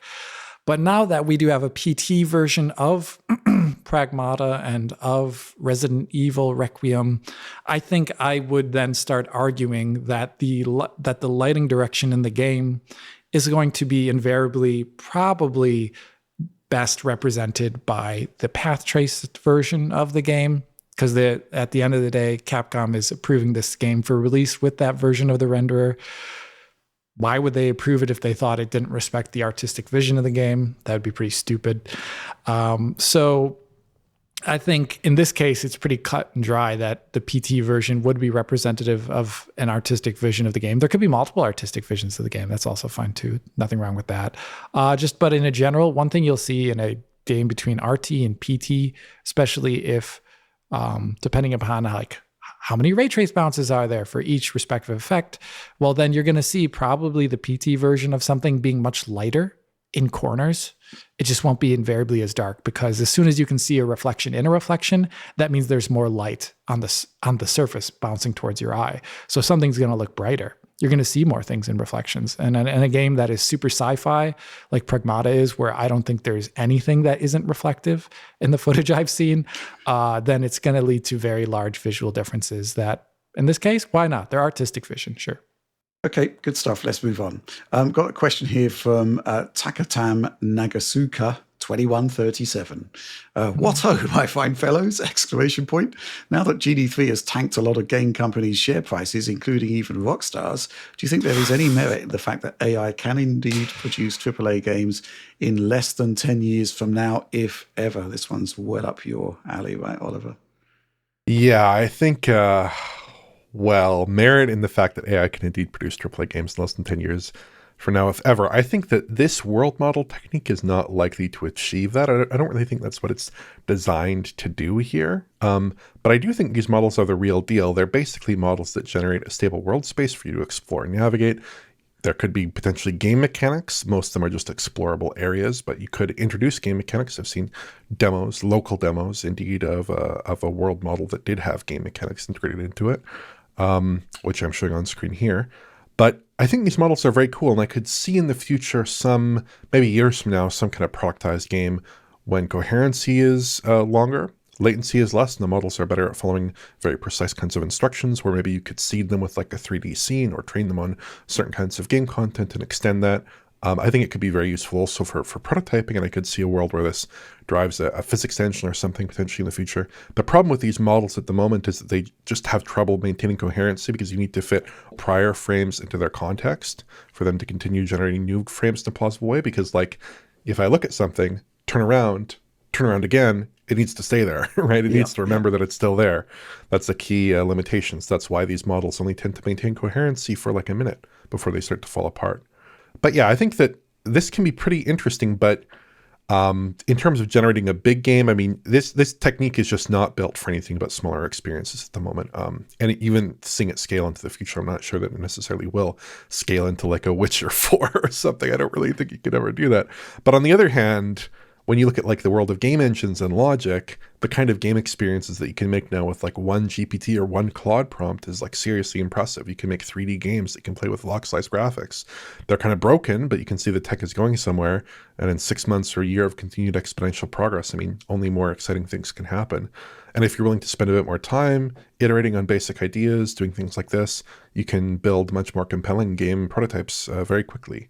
So there are multiple different approaches that depend on AI. I think the world model thing is more interesting for prototyping, interesting for different kinds of game concepts there. But the LLM, the amount of game content, the amount of gameplay you can generate with just a single prompt describing some half butted game idea there is pretty extraordinary. So yeah, I think in terms of the stock price, people are reacting very quickly to the fact that AI progress is occurring very quickly.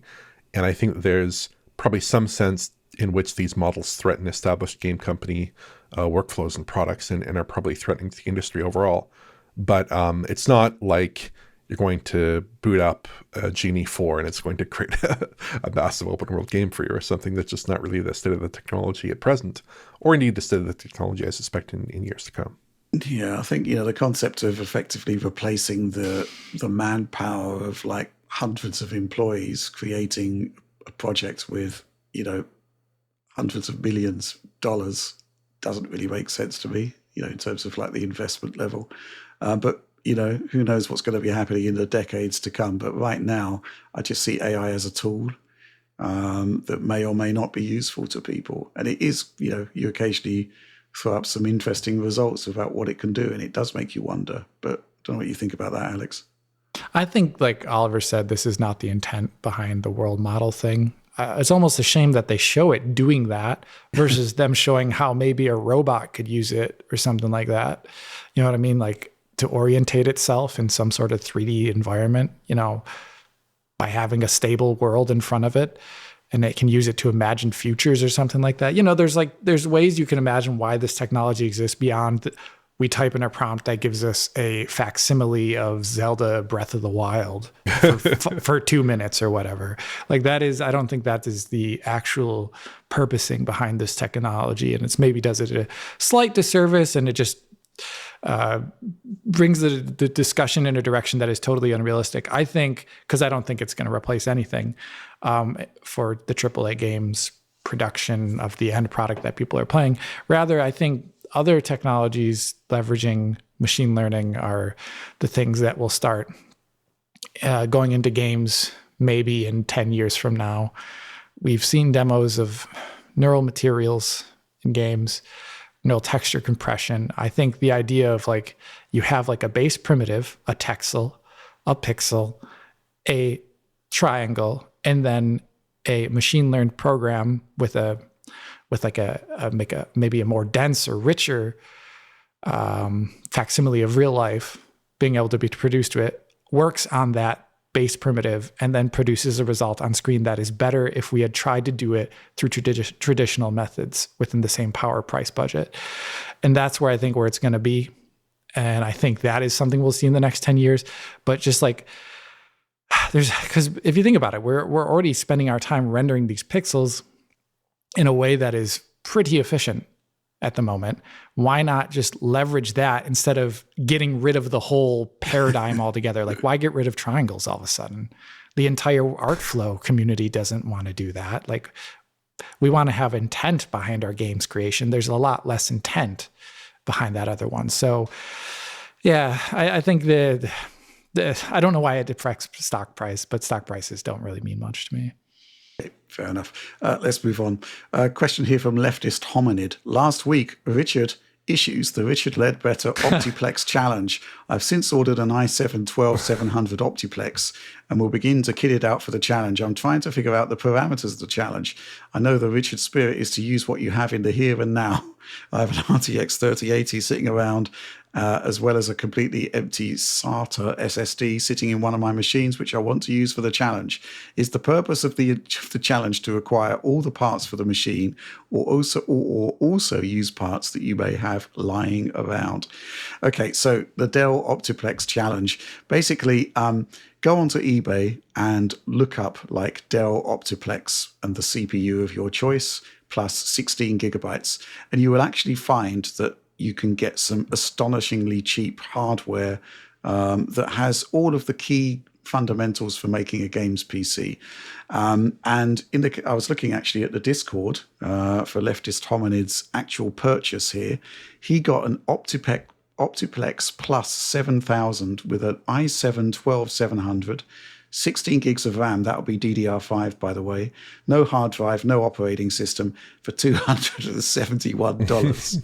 So in theory, you would just add a GPU to that and some storage, and you've got a games PC for like a ridiculously low amount of money.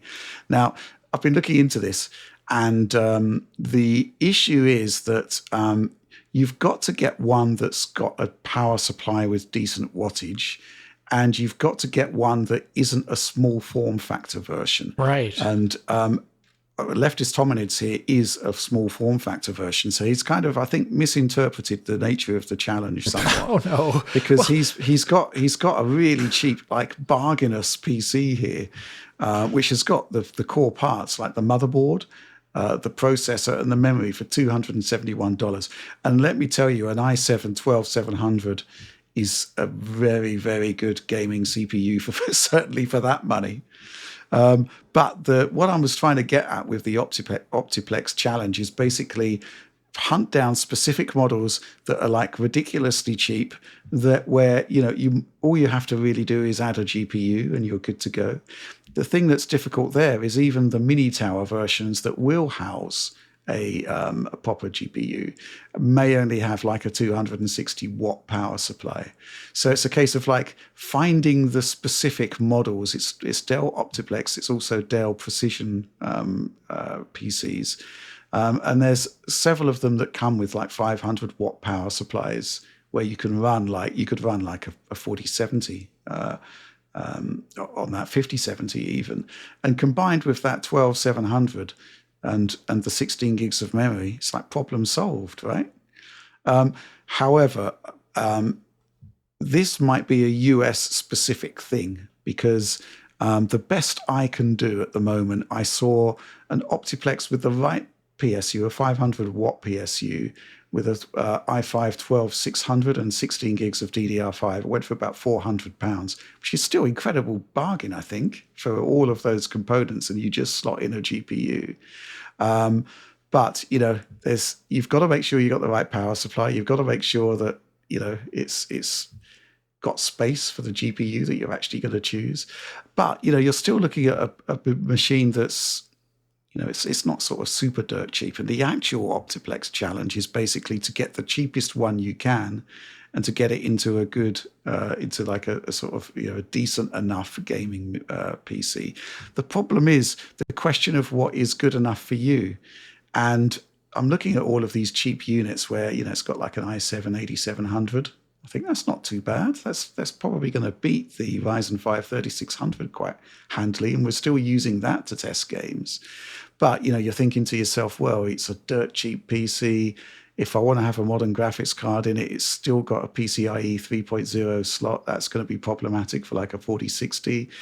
And then you sort of start to think, well, for £200 more, I could get like a 12th gen Intel, and then I've got PCIe 4.0, and then you're thinking about the storage, and then you're thinking about things like that. The other thing on my watch list at the moment is a Dell Precision 3630. It's got the i7 9700, so it's a generation beyond that. It's like £380. You get the 16 gigs of memory, but then you're still in DDR4 territory. So there's kind of two elements to the challenge. There's basically the cheapest gaming PC that you can put together that can still play modern games. I think that's a very, very decent sort of challenge. And then there's kind of like the best bang for the buck with a view to keeping this PC playing modern AAA games. And I think that's basically where you need to be in like 12500, 12600 territory. But I'm kind of very curious to see if anybody else wants to take on the OptiPlex challenge. It's not just OptiPlex, it's Dell Precision. You have to look up which models have got the 500 watt power supply. You can upgrade if you've got like a particularly bargainous one that's got a 260 watt power supply. You can actually buy the power supply for like £50. So yeah, that has to enter into the value equation as well. But I think the thing that's interesting to me is that you can actually get like almost complete PCs that are kind of bypassing this issue with memory pricing at the moment. That's the thing that I'm finding quite curious about it. I mean, let's face facts, the PCs aren't going to be winning any sexiness competitions. That's what you say, Rich. You say yes, I'm sure there'll be others. I'm sure sort of black oblong boxes are particularly attractive to some people, but I'm sure you can do better. But that's kind of like the nature of the challenge. It's to bypass the whole RAM crisis by looking at what are essentially refurbished units, some of which I should say, here's the thing, right? When I'm looking at the eBay ads, a lot of them, you can see the Dell service tag and you can put that into the Dell website and you can see how much warranty the unit has still got. And those warranties are transferable. And sometimes, particularly these ones from 12th gen, they've still got warranty, which is like pretty awesome, right? Alex, thoughts? Well, I just was looking at eBay Kleinanzeigen. Well, it's not called eBay Kleinanzeigen anymore. It's called just Kleinanzeigen. They sold. So they're not no longer owned by eBay anymore. But I found a PC Dell Vostro 3910 with a 12700, 32 gigs of DDR4 SSD, Win 11 Wow. Pro.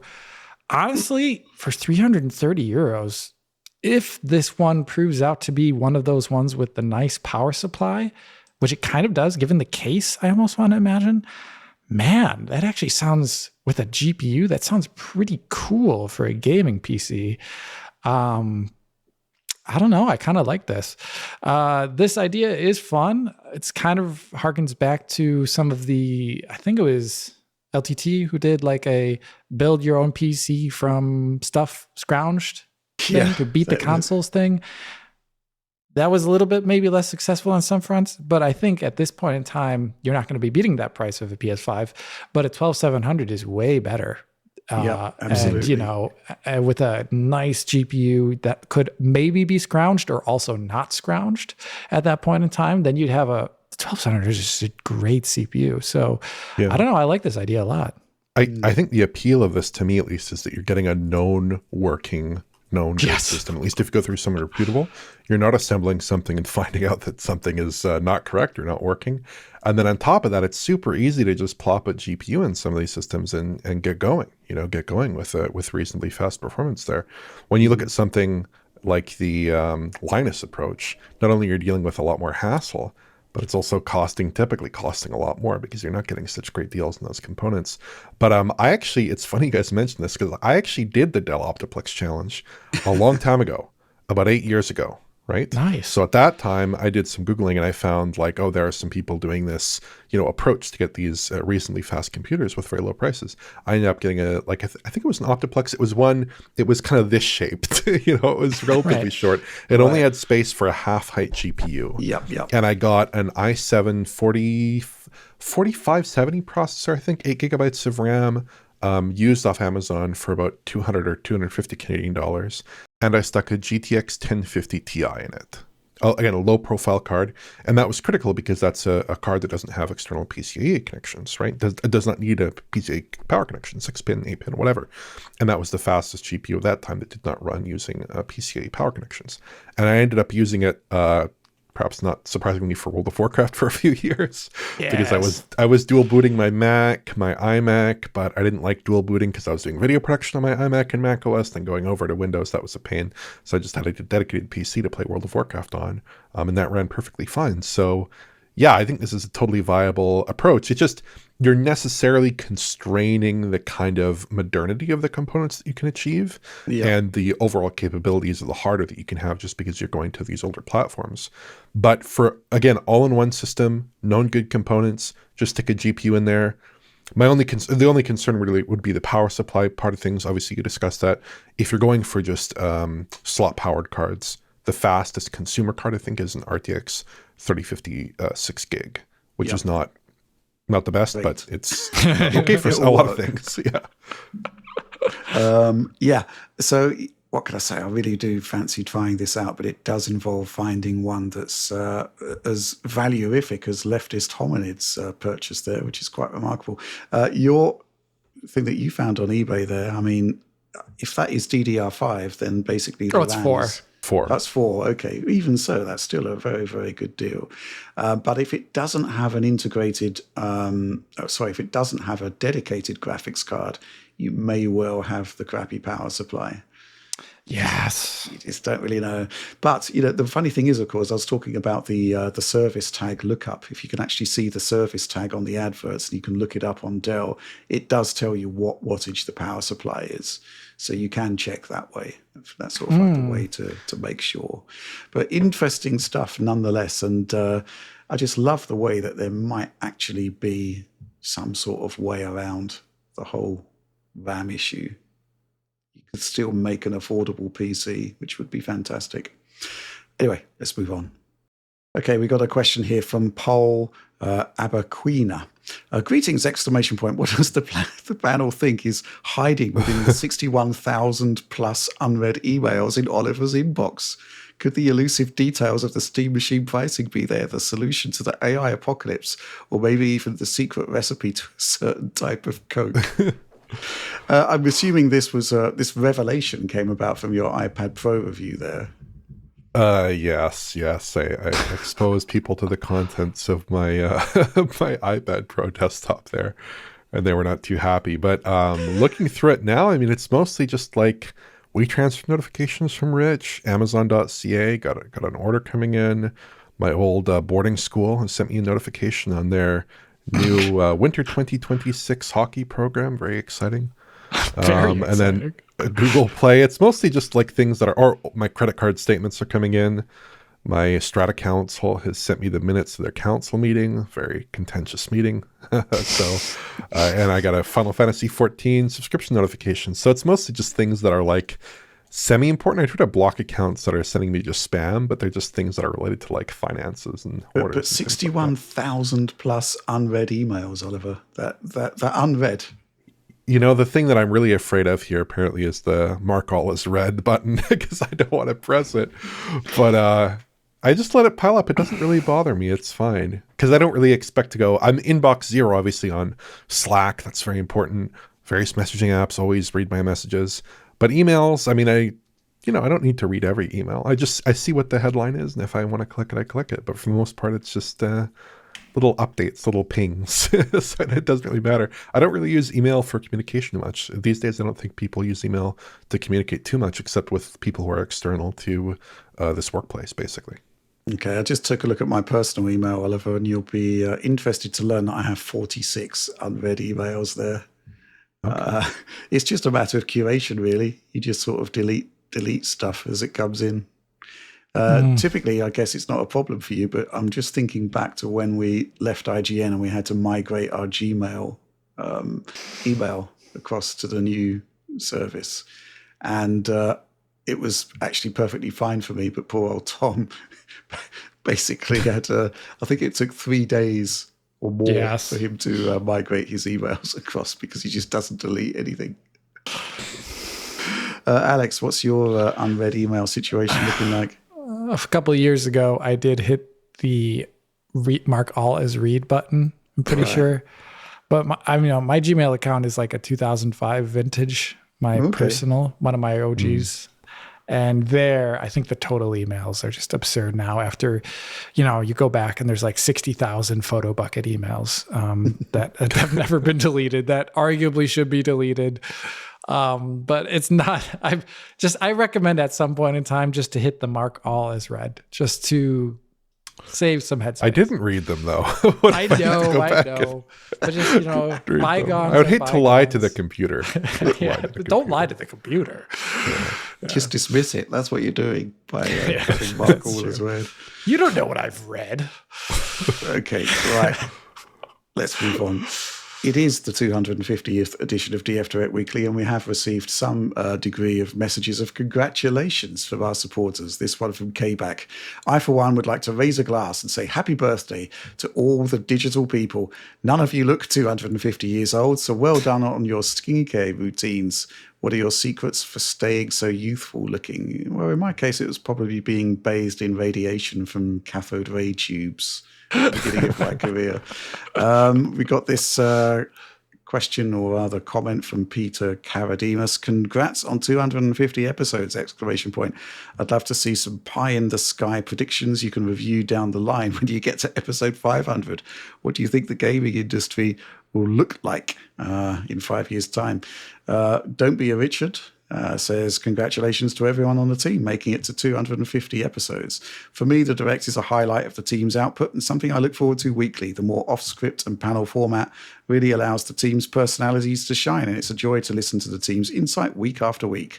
It's great to see the show and Digital Foundry as a whole go from strength to strength. Here's to the next 250. Enjoy a well-earned swig from that coffee mug, Rich. Do you think a DF branded one of these would be good, quote-unquote, merch? Super tall. Yeah, that'd be a good idea. It's a brilliant mug, I have to admit. And a DF logo would be the final embellishment on perfection there. But what do you expect to see from episode 500 there? What do you think we'll be talking about there, Oliver? Oh, man, that's tricky. That's tricky. I mean, 5 years is such a long time. I think the world looks quite different. I think games look quite different. I don't really know. I mean, I would hope at that point we won't be talking about PS5 anymore. I would hope, perhaps in vain, that we won't be talking about PS5. I don't think we'll be talking much about Series S, at least. But I think we'll still be talking about PlayStation 5. I think we'll still be talking about cross-gen, talking about handhelds, talking about Sega's new console, Atari's new console, everything. Right. All kinds of crazy stuff going on. But yeah, I mean, it's going to be a crazy. I mean, 500 episodes is insane, but I thought 250 was insane. So perhaps we might someday make it there. You think there'll maybe be another box on the multi-view there where it's just an AI agent trained on ODF Jesus. Yeah, we'll just let the agents run the show, and we can maybe chime in. Maybe we can just give them prompts for what to say. 5 years from now, Alex, what do you think? Well, I mean, you could probably train an AI based upon all these directs to give us like really silly personalities. There's a lot of training content. Yeah, there is a lot at this point, and a lot of voice and a lot of video feeds of us at varying ages, various haircuts, various states of dilapidation.